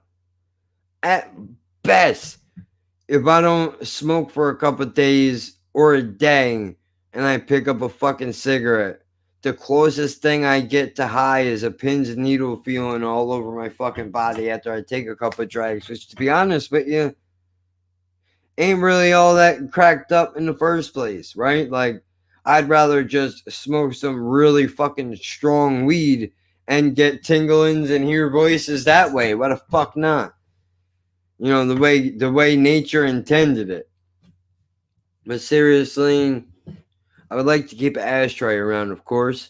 Dr. Death over here. I will trade these for this if I'm not careful. And I would much rather be able to fucking hold up one of these and use one of these instead. And, you know, make jokes and be silly and fucking whatever. You know, every once in a while have a serious conversation about the political climate that we're living in and how the fuck are we all going to fix this. But the bottom line, outside of all the presidential elections and the local elections and the state government and the House and the Senate and the this and the that and the whatever, the change has to start with me in my life. And this is by far the hardest thing that I've tried to quit. Quitting weed was easy. You just stop because you have to. Because probation and jail, right? There's reasons. Hard, like drugs in general. It's not easy to quit, but if it's not readily available at fucking every fucking store, it's a little easier. It's a little easier. Granted, you have to change up your circle of friends, but, you know, we all got to make sacrifices, right? So, I mean, look, I can't blame the store. I can't blame the store for carrying them. There's a liquor store somewhere near here. I can't drink. When I pass the liquor store, I don't go, oh, well, fuck them for selling liquor and the fact that I can't have any. I just don't drink. Now I have to get to a place where you can sell cigarettes and I just won't smoke. I would rather spend my money on edibles and weed. So I can come in here and do strain reviews and, you know, because I got plans. Don't worry. You know, we got a whole bunch of shit that could very well be coming, but we need to get to that election first. I got to quit smoking cigarettes, which means we got to find a way to keep food in the house, which means I got to keep promoting these shirts, man. We got to keep getting the subscriptions up. We need our numbers to keep climbing on the podcast. We need more advertisers. We need to do all this shit. But most importantly, dude, I just want you to know that I don't want to throw any bullshit your way. I don't want to throw any bullshit your way. And I know I mentioned this before on the Instagram, but anybody that I choose to advertise with, I want you to know that it would be somebody that I would be willing to spend my money on, or that I have spent my money on, or am spending my money on. I don't want to just send you, I don't want to sign up, and I appreciate the thought behind it, but I don't want to just sign up to audible.com because they offer an affiliate program, or Lazarus Naturals, even though they have a great fucking CBD. I'm not okay with getting fucked for a 12%, right? But at the same time, if they're willing to send me free products, then I would fucking do it. But that's because I believe in it and the shit works and I use it every fucking day. And this is not an ad and they don't pay me. I don't want to advertise to you some shit that I would not use. And I don't want to put out expensive products because that goes against the whole fucking heart and soul of what this goddamn program is. I'm from under the poverty line, as I'm sure some of you are too. Maybe a few of you have money, most of you probably don't, but I'm trying to keep shit around here affordable and fucking reasonable. Now, I don't know if, I'm sure that's not the way everybody fucking else does it, but we're not everybody fucking else, which is why I'm doing it my way, despite the fact that it's probably to my fucking detriment, and I'm trying to wrap this up. I'm trying. Oh, okay. You've been here since like 6 o'clock. Okay, well, I'm trying to make a meal ticket, man. What the fuck? This shit takes hours. I don't know. People just don't show up. I gotta I know, prep. yeah, I gotta work these cocksucker algorithms, god damn it. 3 hours and 14 minutes, 15 minutes going on. Fuck your algorithm, YouTube. I do what the fuck I want. But seriously, trying to build some shit here, man. And I would like you to be a part of it, if you would be so inclined. So you'll have to excuse me if I get a little shitty from time to time. Aggravated, probably hungry. God knows I'm in fucking pain. But I'm not looking to take the fucking easy way out. That's all I'm trying to say. I want this fucking channel built on the back of something that fucking means something. Not bullshit. I don't want anybody to ever, I don't care what the fucking haters say. I don't care what the fucking haters say. I don't want any of my fucking supporters to look at this channel or the podcast platform or a fucking advertiser that I have on my goddamn show and say that when I made that choice, I did not have all of us for the betterment of all of us. Is all I'm trying to say, dude. I can't speak for the way that everybody else runs fucking things around here, but this is the goddamn way that we do it at fucking Laughing at Birds, bro. So, at Laughing at Birds Pod on the Instagram, at Laughing at Birds on the Twitter. I want my money, Jack Dorsey. I want my fucking money. I don't care who you got a kneecap at DoorDash, Or who you gotta blow motherfucker. at DoorDash. Yeah, blow whoever you gotta blow. I'm joking about the kneecap thing. Don't, Or, or don't deport anybody or cage them up or whatever it is you fucking freaks do over there, right? Get the undercarriage. But still, I would like my money, please. All jokes aside, this is not a game. I'm hungry and I need that money back. For everybody else, merch is available. Podcast is out 5 a.m. Eastern Standard Time. Check your local podcast listings, iTunes, Spotify, Anchor.fm, like 8 other fucking platforms. Saturday's episode is now up and scheduled. Don't worry about it. I will be back next week for sure at some point with BCHQ to do another fucking review on either Bloodsport or whatever the fucking movie was that I watched. I don't remember. That's it for me. It's fucking 12:55 in the a.m. I've been doing this shit for 3 hours and 17 minutes. Nobody, probably outside of Joey Diaz and or Joe Rogan or maybe Joe Budden, puts in as much work as I do, god damn it. Rest in peace to fucking Ralphie May, and hopefully the rest of these fucking cunts will get their shit together. Salute to everybody who supports me. I appreciate every one of you motherfuckers. I truly do. I truly do.